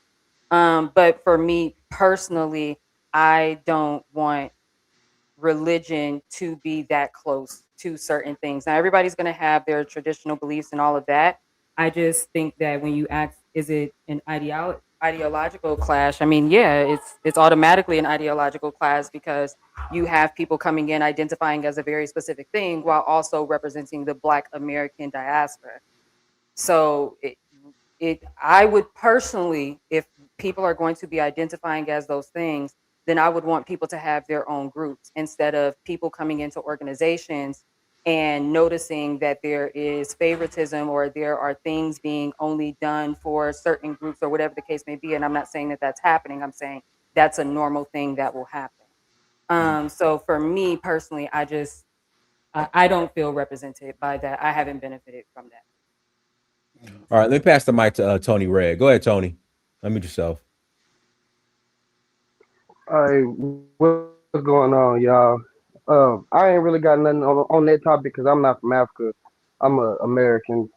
I just don't be understanding the problem what Africans got about us Black Americans, like having our own culture and our identity. I don't appreciate how everything we do, people try to grift off of it, and then especially when they talking like they got some type of moral high ground when it was in fact those people over there is the ones who sold the majority of the people that's in the black folks in the Caribbean. Because only 2 or 3% made it to North You sold people America too. in the first place. What about the Christians and Muslims that? What about the Christians and Muslims that sold Black people into slavery in Africa? Like, are You you saying sold when people Abraham too. had Got nothing to religion? do with the Black American. Well, I mean, let him speak. It's his turn. Have nothing to do. Hey, Tony, your connection is bad. Your connection is bad. Now you froze. You probably Is it turn off still your bad? video. Yeah. You got a little bandwidth, brother. You ain't got that 5G. Turn off your video. All right, go Yeah, ahead. I did. Let me just leave and come back. No, you're fine. Go ahead. Yeah. Okay, well, basically what I'm saying is when Africans come to America, we rock out with y'all. We let y'all do what y'all do. We see y'all embracing y'all culture, and we say, okay, already, my African brothers in Zimbabwe already. You know, we funny, so we be fucking with y'all like that. But at the end of the day, we accept y'all for who y'all is, and for the most part, we ain't gonna try to come into y'all and tell y'all who y'all is. We're not gonna do that to y'all. Y'all have this superior complex with y'all selves where y'all feel like y'all smarter than us because it's the propaganda that y'all seen that the white man gave you on TV. A lot of people come down here with a false pretense of what a Black American even is. And then when we say things like we have American Indian roots and stuff like that, a lot of y'all smirk it off and you laugh and you say you just don't know your country. And y'all say that, oh, and I feel like that's some lame ass shit, bro. And that's why I'm trying to tell y'all. Jesse Jackson is the reason why y'all saying African Americans right now. That shit was in there. Yes, the fuck it was. That shit was in No, he won't. 1980. Don't swear at me, my friend. I've met Jesse Jackson, my friend. I've seen him live. Come on, guys. Don't do that. Stop your nonsense. You can shut your damn mouth. I know what's in I know what's on the documentation. I know my fucking country history, and that's y'all problem. Y'all problem is y'all, and it's our fault too. But we learning now, and that's the part that got everybody messed up. Cause for a while You're we didn't learning know. bullshit, bro. We learned bullshit through the school system. That Are you from Africa? Hey, Lewis, stop interrupting him. Go ahead, Tony. Yeah, so what I'm saying is black people are trying to find their own identities again. We've been Y'all don't understand. See, the reason why we trying to let y'all know the difference on this shit because when J. Edgar Hoover said the unification of the Negroes is the number one threat to national security, he wasn't fucking talking about y'all. He was talking about my people, and that is why, coincidentally, 4 years after he said that shit, that's when the CIA and the FBI came in and they killed all of our leaders that we have. They killed the Huey P. Newtons. They killed the Martin Luther King. They killed the Malcolm X. They did that. They They put the killed the drugs. Patrice Lumumba as well. They overthrew the Kwame Nkrumah as well. What the hell are you talking about? I'm You not. too I'm not. dumb, bro. Y'all not listen. I don't Man, give you a gonna fuck. shut this shit. The difference Can between us, I ask you a question, brother? hold on, look. The difference between us and y'all is, bro. I didn't mind asking you for no African for your. I don't give a fuck. I'm Are speaking on Africans this. Hey, hold Negroes on, hold on, too? hold on, hold on, hold on, hold on, hold on. One mic. Hey, Tony, we don't do the cussing over here. So you I apologize for the cussing. I'm speaking on this because y'all misrepresentation my people, and y'all Hey, speaking on Tony, my. are Africans Negroes too? No, you are not. You Do you are. know Y'all there's a place called Negro land in Africa, brother? Listen, was your name? Do you are you on the United States Look, Census as a Negro? I'm telling you, Negroes are African. There's look. Okay, literally a landmass called okay, Negro land in Africa. okay, all right, we're all over the okay. place. I'm gonna. Go ahead, Tony. Go ahead, Tony. Yeah, I'm asking. yeah. Let I'm him ask asking. Do your African people? Are y'all on the United States Census? Main Negro? No, you're not, because the whole that shit is for my people and my people only. That's This false Nobody information. cares. oh But that's false yes, information. Okay. exactly. Point, and that's the point. You said it out your mouth right then. Y'all don't care. Y'all want to go with y'all own narrative. Y'all ain't nothing but the white man in black skin. That's Black why we American say here. folk ain't kin folk, Black because if American here. we sitting here trying to tell y'all, and instead of y'all being respectful about it, because we really know, we learning our history. No, I'm from the South. My family been here for generations, past 1790, and I got my documentations, and I also do have Travel, bro. indigenous. Travel. I don't have to travel for what? So I'm already here. let the man. I'm I'm Let the angry. man give his points. No, come on. Let the man give his point. At the end of the day, you might not agree with him, but let him speak, All bro. right, Come on. after we don't let them talk after. Go ahead. it's just that's the point. Yeah, It's that's what I'm saying. regardless. Yeah. And see, the truth is, Black Americans never felt this way. Like the way I'm talking to y'all now, we never even want to talk to y'all like that. We don't even we hate that we even got to do this to talk to y'all like this, but we got to because enough is enough, and y'all being hella disrespectful. But we never intended for y'all to come over here and be our enemies, bro. Like we never intended that. We never intended for y'all to believe every fucking thing that the. I'm so sorry. I'm so sorry. I'm so sorry. Y'all, we did not intend for y'all to believe every single thing that the white supremacists said. We did not know that y'all was gonna really come over here and really assimilate with them, but that's what y'all did. And for the last 5 years, since the corona, since the 19, when people actually sat down and we started looking at the internet and we started seeing how other countries, other cultures really talk about us behind closed doors, and we was looking at this shit like, damn, for real, like The nigga, we was internet's all not real, brother. oh no, it's more than it's really real. We was in about Africans that 50. live next to each other talk about each other all the time. It's like people living in the community. They gossip about each other. It's nothing new. Yeah, but this No, is how that's a bad rationalization. You know, you ain't gonna play that, Elvis. You know what happens with that type of thinking? We get the Congressional Black Caucus of the United States, where half of them are black immigrants, and they constantly undermine black Americans, and they push agendas that harm my people. So So no, we're how not gonna would you just replenish no. your We're not gonna numbers? just we're not gonna What downplay what that and Without sweep Africa, under the how would rug. you replenish your what was numbers? the What do you Okay. mean statistics? without Okay. Africa? We don't need Guys, Africa. Y'all the one ones that second. Can need y'all give Your that Let, birth can rates I are just statistics low. Your again? birth rates are too low. may I What do you mean the birth rates are too may low? I That's say that's something, right? easily Guys, fixed. So there's a data Pastor point he King, said about Pastor the King. black caucus is 50% immigrant. Is If that there's right? one thing I can agree on, That's not even if true. there's one thing I can agree with, Can we if fact there's one check thing I that? can agree on, Y'all go ahead that and talk, but can we fact check Africans, some of the African stuff? Americans, or FBA, the FBA, the so-called FBA or African Americans, I agree, they will have to form their own group away from Africans who migrated to the US. The reason why I'm saying this is based on personal experience, and you look at the political, for political reason, for legal reason. I mean, in the UK,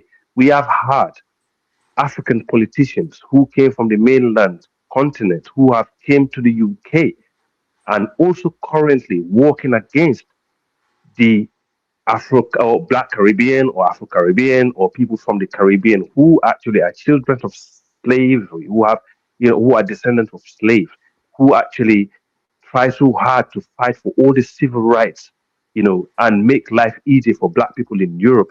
Then you have African politicians who came here in a one generation, all of a sudden, they side with the far right wing anti-black politicians to erode all the hard work that they did to give black people freedom and equal rights in this country. So, on that note, I agree that black Americans should be wary of African migrants who migrated to America, who do not share the same history, culture, also agenda, to be bound into one umbrella, to work together. Because some of the African politicians, they have had bad track record. I mean, Obama in America is a good example of that. Obama, for me, Obama was no good for African Americans. He was no good for Africans in the continent neither. We are still suffering the legacy Let of me the legacy of not to Obama. cut you off. No, Let me build on what yeah, you're saying to give you a practical example. yeah, Let's take the yeah. Somalis and Guys, where's that, I have a Minnesota. question. I have a No, no, question hold for the on, real guest. quick. Hold on. Let me build on what You guys are African's deflecting. saying. Let me ask my Hold guest on, one question. hold on. Who has a question for the guest? Me, I have a Zondo. question All for the guest. right, ask Nakira your I have a question. question. Go ask Nakira your question. Oh, so my question, like, considering like this whole slavery reenactment in Ghana has received a lot of displeasure, or like the topic says very tacky, attitude. Like, has this reaction been communicated to the people responsible for organizing this whole activity, so that in the future maybe they can make the necessary, they can take the necessary corrective action, probably in the following year or future years or something. Again, like I said before, I'm not close to the people who may or may not have anything to do with this particular thing. We are all just kind of commentating on it. I can't speak to that. I can speak for her. However, I It mean, says 85 to 90% of the Congressional Black Caucus are African American. However, based on what I was saying, African Americans should try and build some alliance with the Africans who migrated there, but they shouldn't build certain alliance in the US, because the Africans who migrated to the US and to the UK are not in their interest. They are not working together. They are working against them. They are working to undermine them, and this is causing more problem. And it's about time we Africans also admit that. I've seen that happening in the UK. Right now, we have a woman called Kemi Badenoch. She's not the only person. She's Nigerian, who I don't even think she was born here. She have eroded everything that the Jamaican and the Caribbean politicians have fought No, for she in the hasn't. UK. She's a coon. She's She hasn't fighting for it. erased it. She can't erase She's a this coon. one. She's fighting to No, yeah, erode she's it. a She is coon. She's fighting. not She's representing making. black people. So she's not Louis, trying to. just wait. I She is was trying fighting. very Louis, just hard wait. She was trying to circle erode back to a point about everything. the Black Black. Caucus. You spoke on Black Americans, and you said Yeah. that our Black Yeah. Caucus is led by 50% immigrants. Was that you that made that comment? No, that was me, That was Passport King. Passport King, and he was wrong. It's not. It's No, 85 to it's 90%. 50%. Half of them, about half of them are either black immigrants. Not true. Hold on. Let me specify. Idiot. Half of Man, them are make either eye black contact. immigrants or Dumbass. first generation black Americans. Not You can true. 85 to 90% are African American. No, they're not. That is not Can true. I be in this conversation That with is y'all? not true. It's not Hey, am I allowed in this conversation at all? All right. So Yeah, you can. Of course, you're welcome, brother.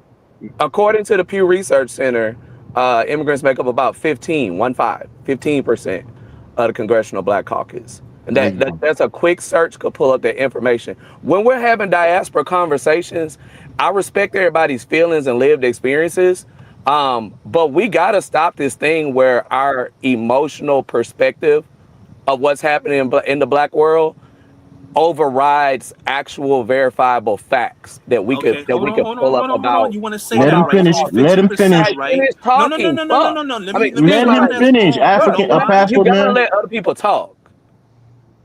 Dang. Like, that's what I'm saying. You Like, know every about diaspora everybody, man. conversation I get in, when we start talking about some real stuff that we really need to talk about, men, as black men, all the black men get emotional. We start talking over each other. We start silencing black women. We start silencing each other. And it turns into this back and forth about my country is better than yours. My group is better than yours. And that does nothing to uplift Africans or black Americans. When we're talking about black politics, which we need to talk about in each country, we need to have some type of fact checking going on in these conversations. Otherwise, what's the point? If we're going to get in and we're just going to give our black imagination of what's going on, I don't see how this is helpful to the diaspora.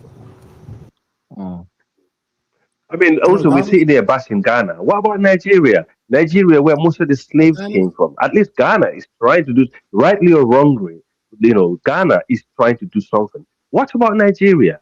That's been totally muted. The so-called giant of Africa. What have Nigeria ever done? Even to actually open their mouth to say something in the African Union or United Nations level. So, I mean, rightly or wrongly, we can blame Ghana or, praise them. But at least they are trying to do something. Let's be realistic about this. But however, I totally agree with African American on this concept that Africans do not represent them in the West. They don't have the same interest. And this have been proven to be the case. And when you talk about Pan-Africanism, it's actually a concept of, black people in the West. And is a concept that also worked to help liberate, Africans in West Africa who were still actually selling themselves as slaves, even when they was fighting to stop slavery, from the outside. So we need to recognize that us as African people, and we were heavily involved in the as the brother just said, transatlantic slave. When it comes to decision making in politics in America, the Congressional Black Caucus is 85% African American. They're the ones who are pushing the agenda. Yeah, Elvis, It's not the Africans. Elvis, that talking point that the CBC is predominantly immigrant. I don't know why. They bring that up. It's been debunked, but yeah, it's Right. annoying. So Africans are not making political decisions for African Americans. Hold on, Elvis. Go ahead, Nakira. Oh my God. So as I mentioned before, the fact that we don't have a lot of diaspora representation, again, I think is one of the bigger issues because it's not just within the Ghana government, it's also within like the US Embassy and other institutions, which is why I mentioned earlier about like the citizenship program that has most recently this year been finalized in a particular type of way you guys have probably seen. So I'm just sorry, I forgot my train of thought. I forgot what he was talking about because there was another point that I wanted to mention. What did Elvis just say? Elvis, what was your question? We're talking about the African making political decisions for African Americans. Yes. So I do think that, like with Ghana, right, when you become a citizen as a diasporan, you do have the ability to vote. However, we do not necessarily have the ability to be a part of certain political structures. So I do think that that is also something that, which is already on the table. They are currently trying to go back and forth about if people with dual citizenship should be able to be a part of the parliament and things like that. So I do think that that is a reasonable conversation, but I do want us to understand that, like, as Black Americans, our relationship with the U.S. government and not having, a great relationship with the U.S. government also plays a role in how we as Black Americans are being represented by our U.S. ambassador to Ghana, because the U.S. ambassador to Ghana is a white woman and has been for quite some time. So so I do agree that is one of the things that a part of the list that I was mentioning earlier, that is one of the things that I think should be up for discussion.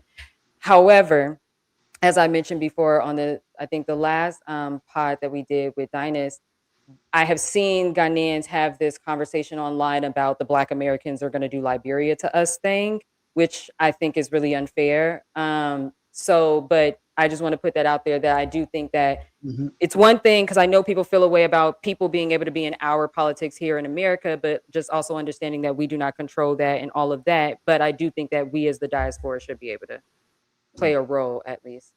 Yeah. Can I speak, Dennis? Go. Well, let me pass about the Passport King first. Oh Lord, boy. Oh, go ahead, Passport King. Yeah, let me address a point earlier. Dennis, First you of all, spoke twice. hold on. Can I finish my thought? No, you're the man in high castle, you fucking asshole. We know you're gonna bullshit. Hey, Louis, look, come on, let him speak, Louis. let us What, speak, what, man. what are you Oh. drinking over there? Are you drinking some illegal African Oh, liquor okay, go ahead, bro. or some fermented tree bark? What are you on right now? All right, go ahead, Pastor King. Go ahead. Yeah, let me address this point that was brought up at least 2-3 different times as a, oh yeah, we got you because y'all own slaves too. It was mentioned at least 2 or 3 times about Black Americans owning and selling slaves. I've spoken about this before in a previous show, and this is well documented. Many of the Black people that brought slaves were buying their family out of slavery. But see, they want to spin it like, oh yeah, Black people had these large plantations, they had other Black people working on it. No, they will go, they will make money and buy out a family member, whether it be a wife, husband, child.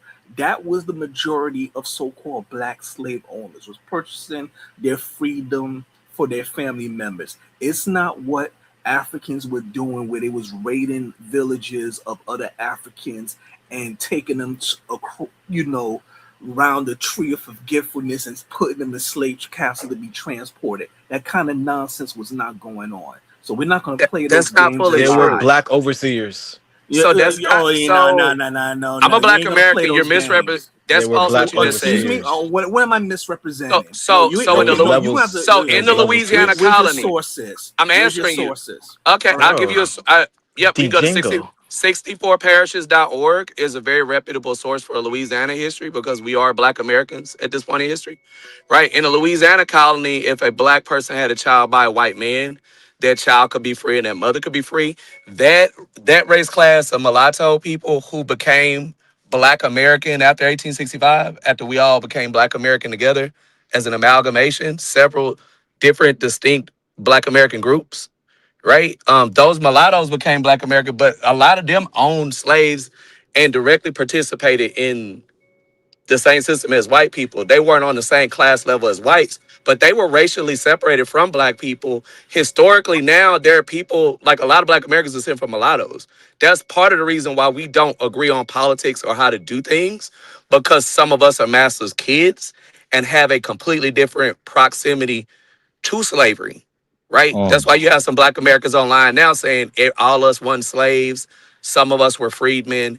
And freedmen is a very specific, free man and freed men. Those are like two distinct things that get conflated with people that are actually descendants of mulattoes who are largely represented in like the FBA movement.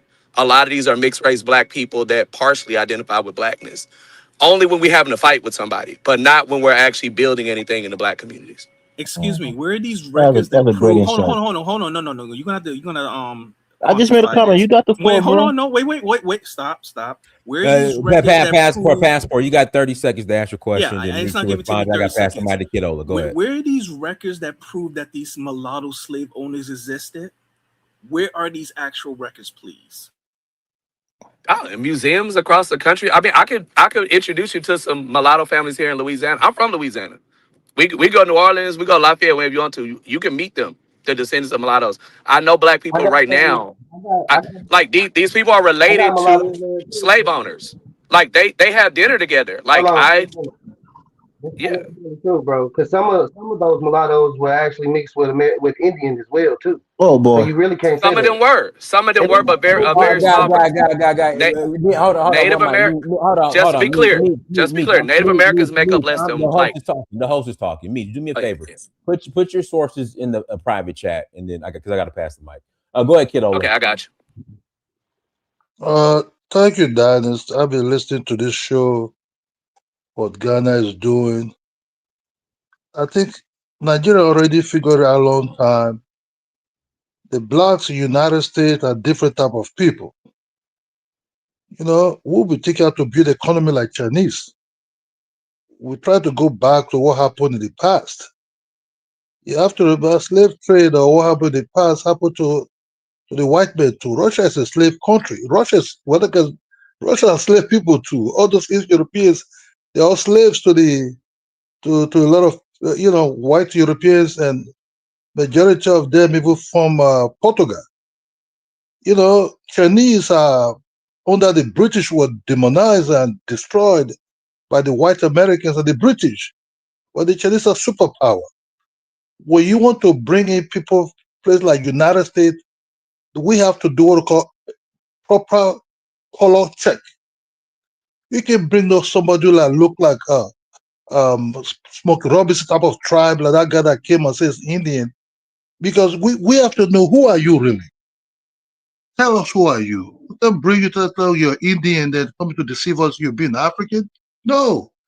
Well, we check your skin color, we check your DNA, we check who you are if you're really African or not.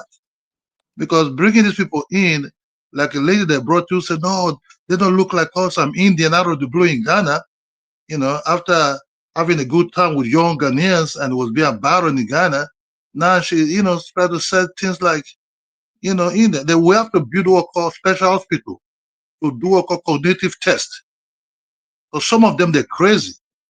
Africans have its mulatto class. Don't forget about It that. doesn't matter. Hold on. These you can't just be giving land to people you don't know who they are really. If you don't look like Michael Jordan or you don't look like Magic Johnson, you'll be chased out immediately. Immediately. That's not true because you guys bleach. You guys bleach No, he's a all the time. colorist, man. He's a colorist. Because all right, kiddo, you got 30 seconds. I pass the mic to Michelle. Okay, yeah, because what I'm saying it, like Tony that just came in, Tony doesn't feel African, he feels more Indian. Then we have to respect that. Thank you, Dennis. Go ahead, Michelle. Hi, good afternoon to the panel. Happy Hello. Father's Day to everybody. Thank you. Belated Juneteenth to everybody. Appreciate you, Miss Sister Nikki, Miss Griot, being on this panel to have this discussion. I think this is very important and very real. I believe there's going to be a petition on change.org in reference to the reenactment that happened in Ghana. To me, based on my little research that I saw about it, not long ago, people are reacting to it. I wish the Ghanaian government or whoever authorized it did a little bit more research before they decided to put this event on, or at least have that particular presentation.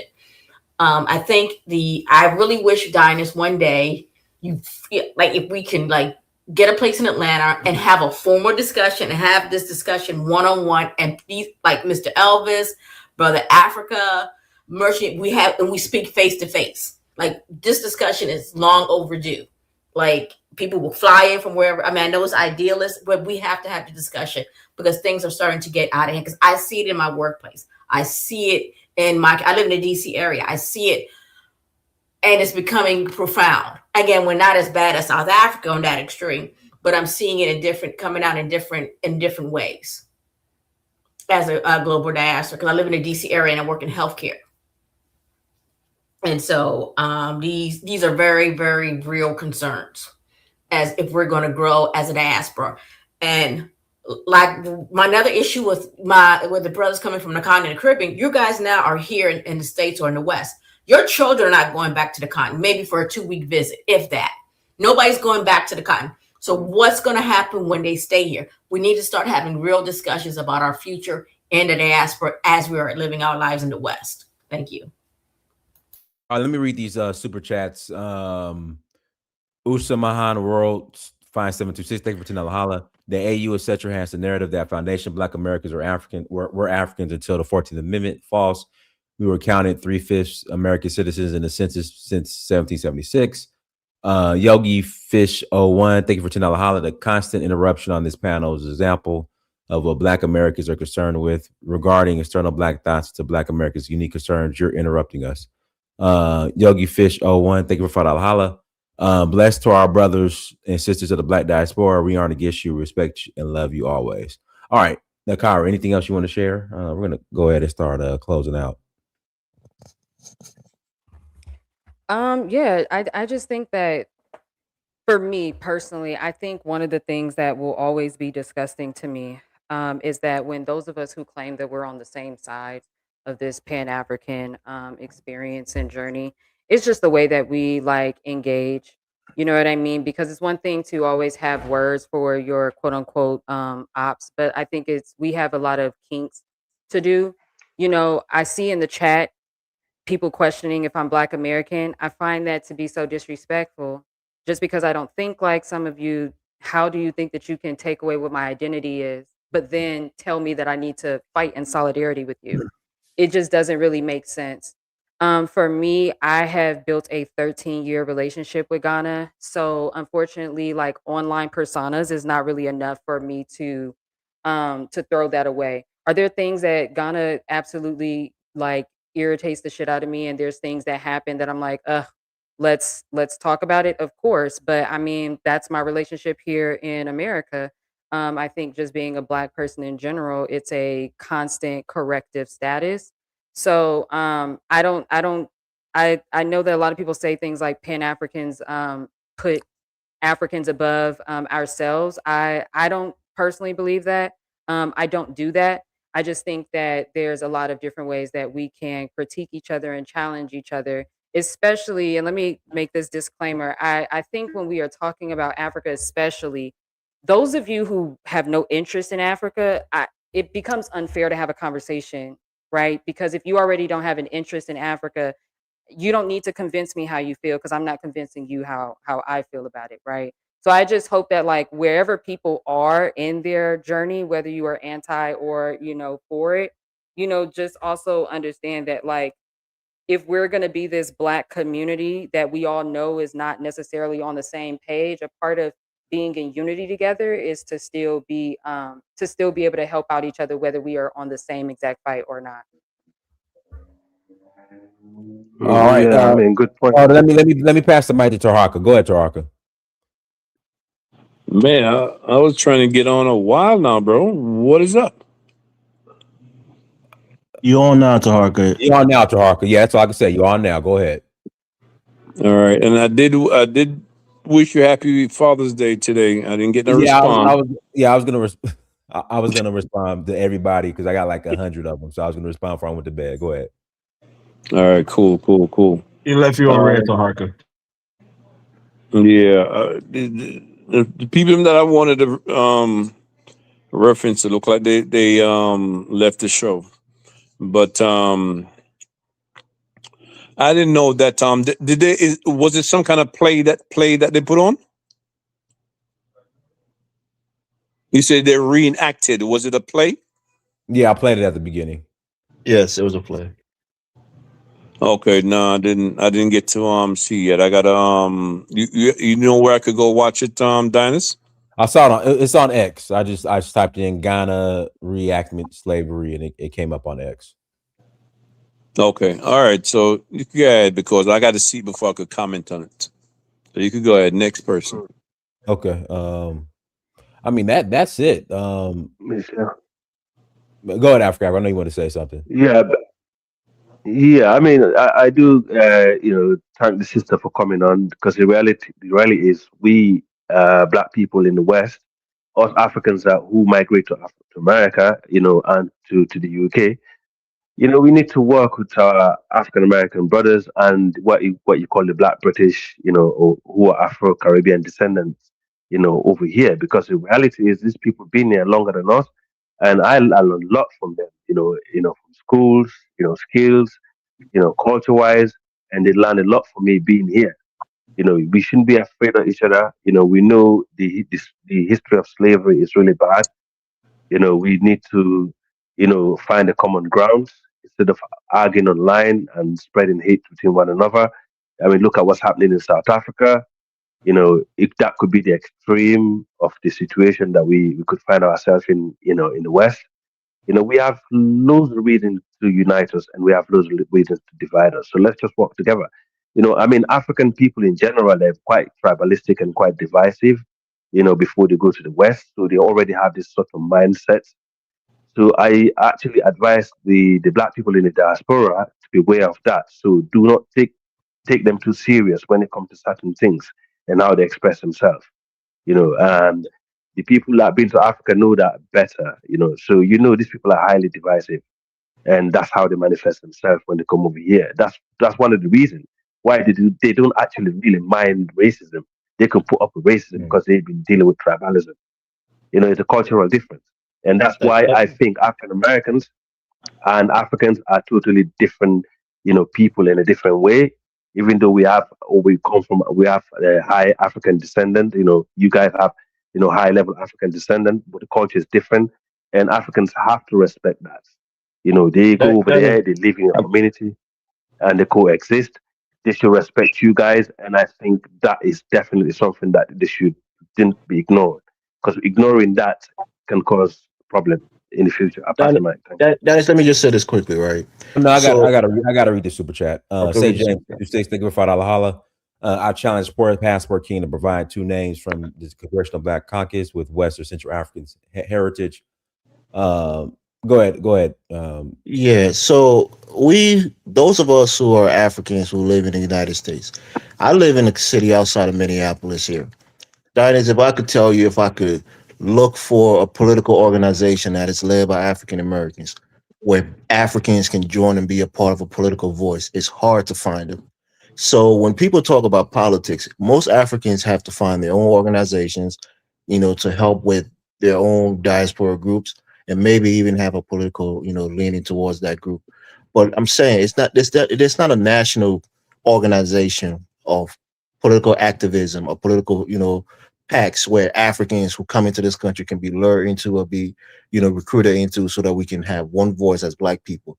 So how do we allow African Americans to lead when it comes to politics when there's not an organization that's telling us, oh, hey, you just came from Ghana, you just came from Liberia.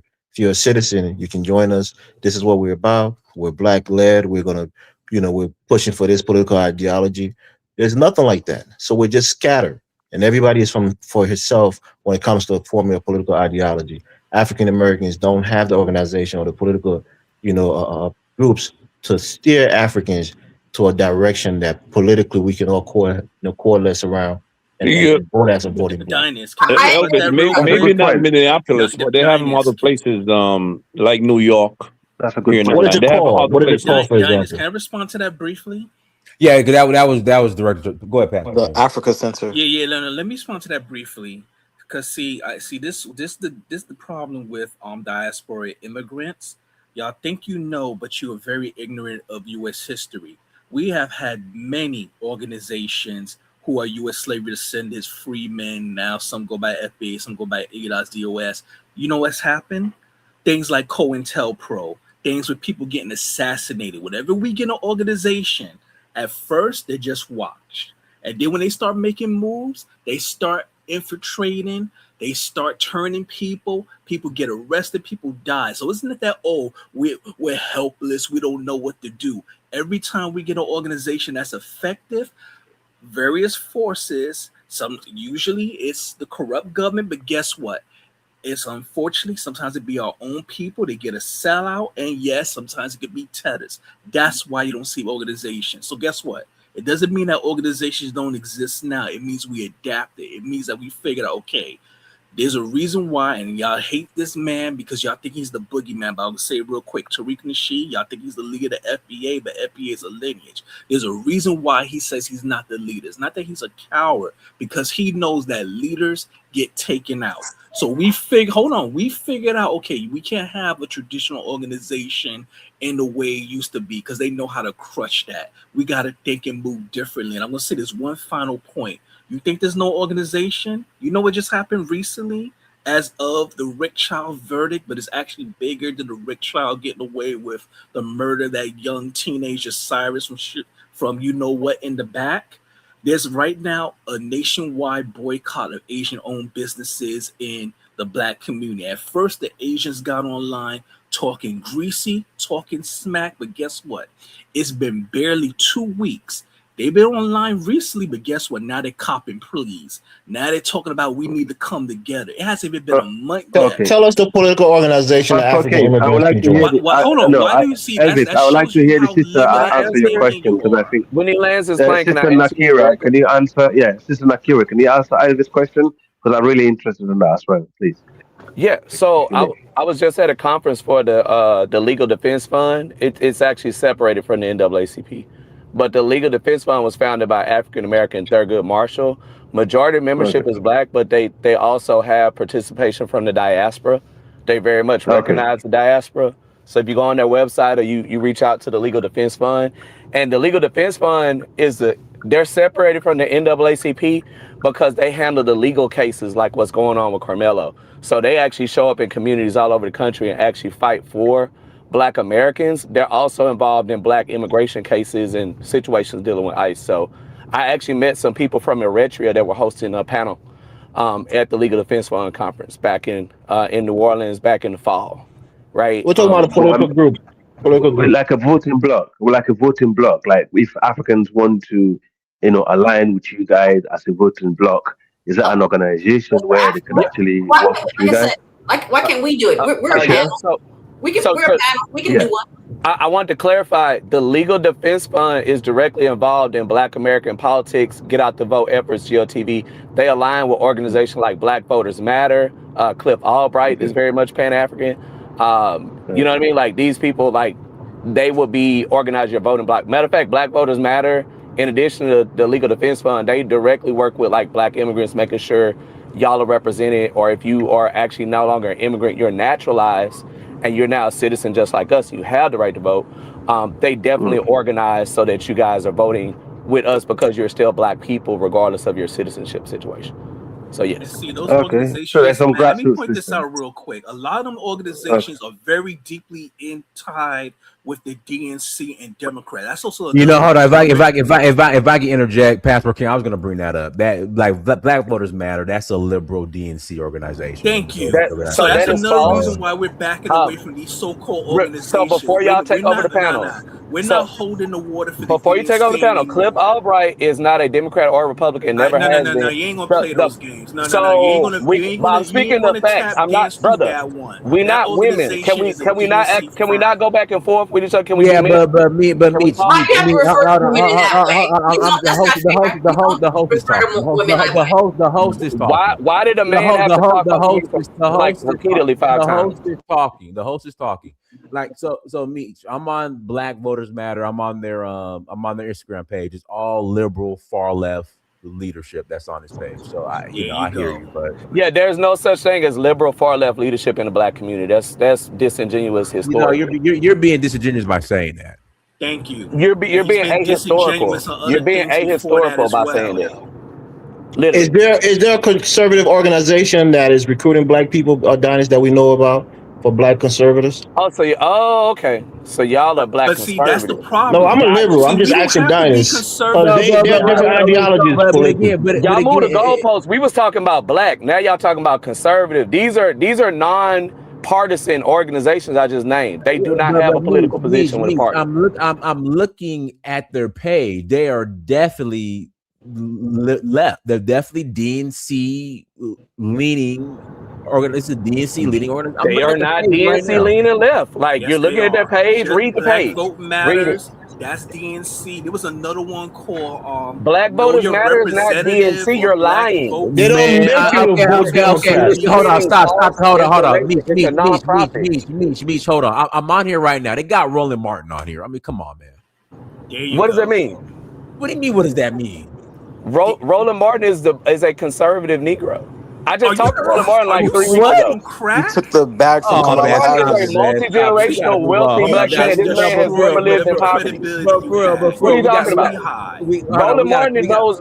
Are you crazy? Like I don't even know what y'all calling left at this point. Y'all some outer space Negroes. They're leftists, they're liberals, and then they're centrists. Why are you calling Black people left? Roland Martin is more of a centrist than a leftist. A leftist is different than a centrist.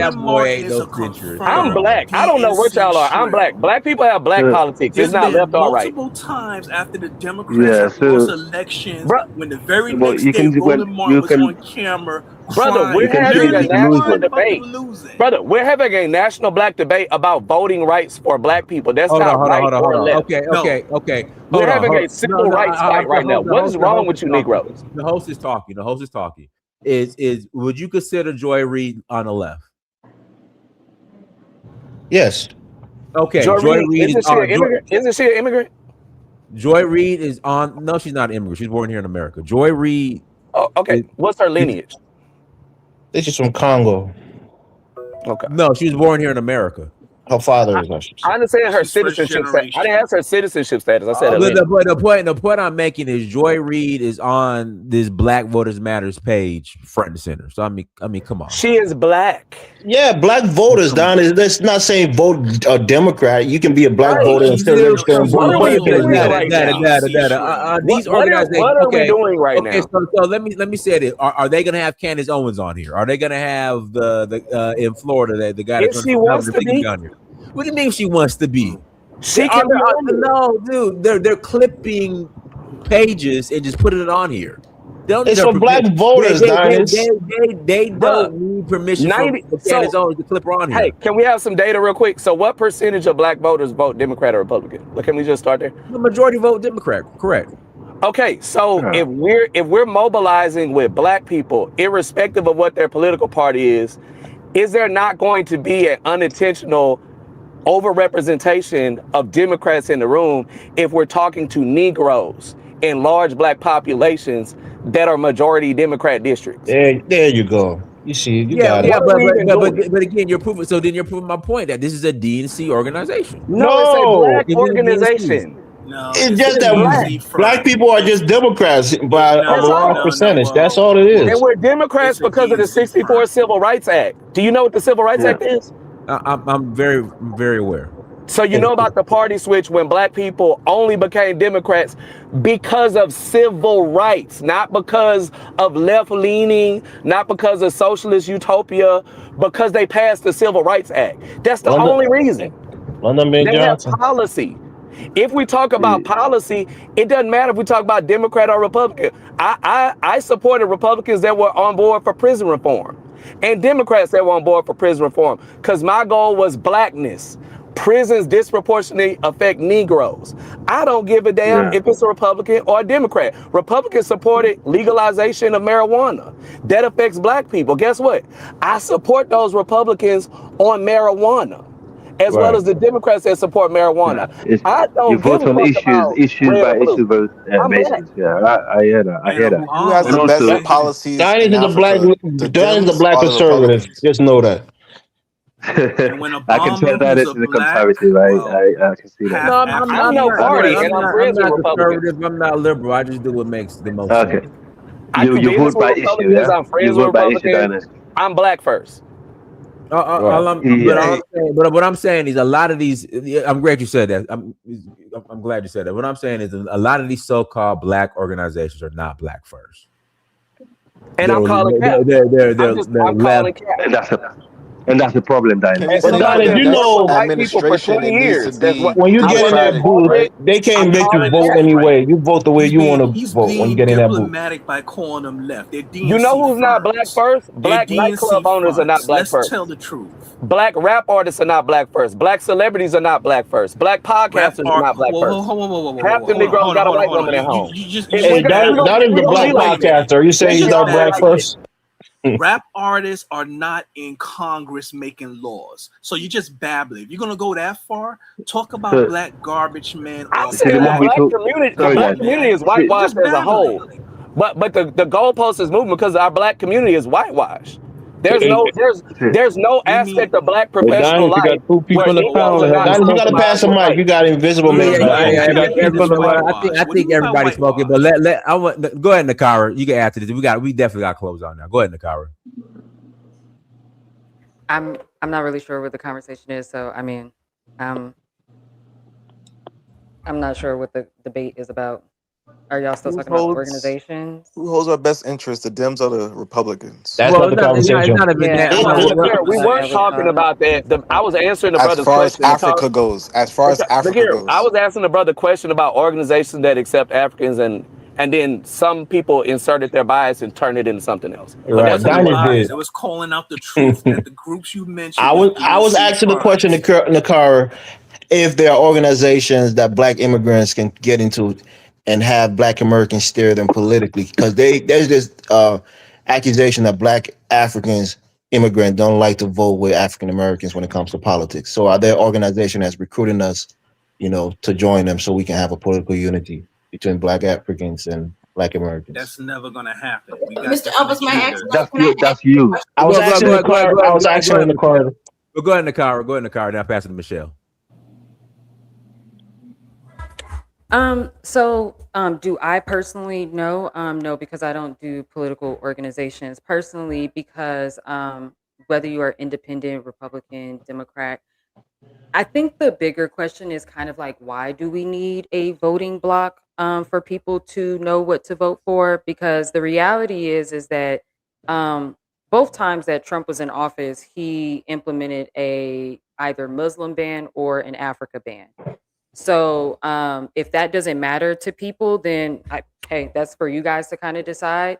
I'm not really, but again, as somebody who went to an HBCU, particularly Howard, there was a lot of, I mean, I went to the African Studies department for my master's degree program. So there's a lot of African people in that department, majority. In terms of political organization, I don't personally know any. I'm sure there are. I just kind of don't understand why it's necessary. I'm not done talking.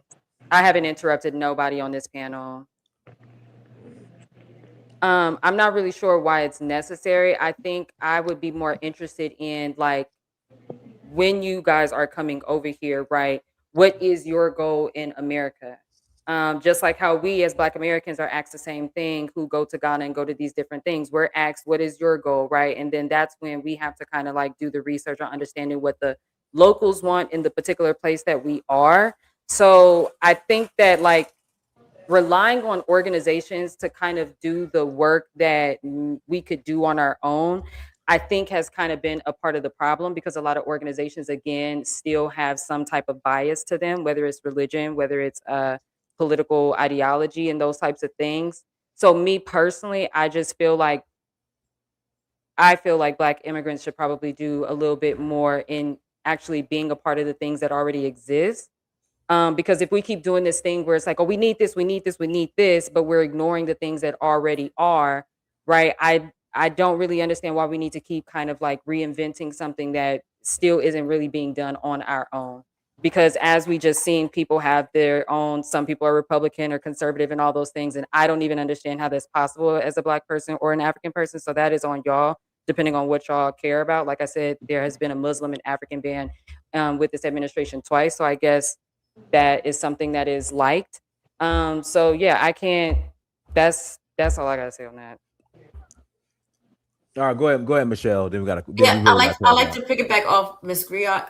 The concern I have, we don't have an economic power source, and I think once we have an economic base and a power source, then the politics and the other social needs will all fall in place. We don't have a power source like China, like the Koreans. They all have a power source, and that all guides what they need for their diaspora. And because of what has happened to us historically, I don't want to go into those details. That's why we have not been able to create the needed power source and that base that we need, so it guides us in all those realms of life. And again, like I said, this is a good discussion. Again, I wish I had the resources and the power to actually take this to a whole nother level. But all this back and forth, we do have to identify when you when you move a person and their family system into another place, another jurisdiction, under social geopolitics, you are going to naturally change the culture and the transition of that person or that group in that community, and that has to be respected, whether you like it or not. Those of us from the main continent or not, that has to be respected, and we need to have some guidance and reference to that. And because we don't have that base of a power source, that's why I think we're finding ourselves in constant disagreement. Thank you. Hey, can I say something? Dinus? Go ahead, Mr. Man. We got to close out. Okay. I was waiting for somebody to say what Nakira said, and I think was over talked, but she was saying, I think she was about to say, why can't we do it on this panel? What's stopping us? That's Michelle that said that. Oh, that was Michelle. But so I agree with Michelle then. And if we're going to get bogged down in the political politics, then we're not going to go anywhere. If we get bogged down in some CIA conspiracy theories, we're not going to get anywhere. We just need to create the organization. I know people who brought together every single Caribbean nation up to Detroit, and business got done. There was no politics involved. So I agree with Michelle then. All right, Thank you, Nakira. Invisible Man. All right, Nakira, we're going to go ahead and close out. Anything else you'd like to share in closing, and how can people get in contact with you and follow you and all that good stuff? Yeah, thanks for having me, Dinah. So you guys can subscribe to my YouTube channel, Griot of the Diaspora. I also have my website, griotofthediaspora.com as well. And that's pretty much it. All right, everyone. Thank you so much for joining. Like, share, subscribe. Until next time, family. Dinah's Mirror Search for Huru. Peace. Again, happy Father's Day, everyone.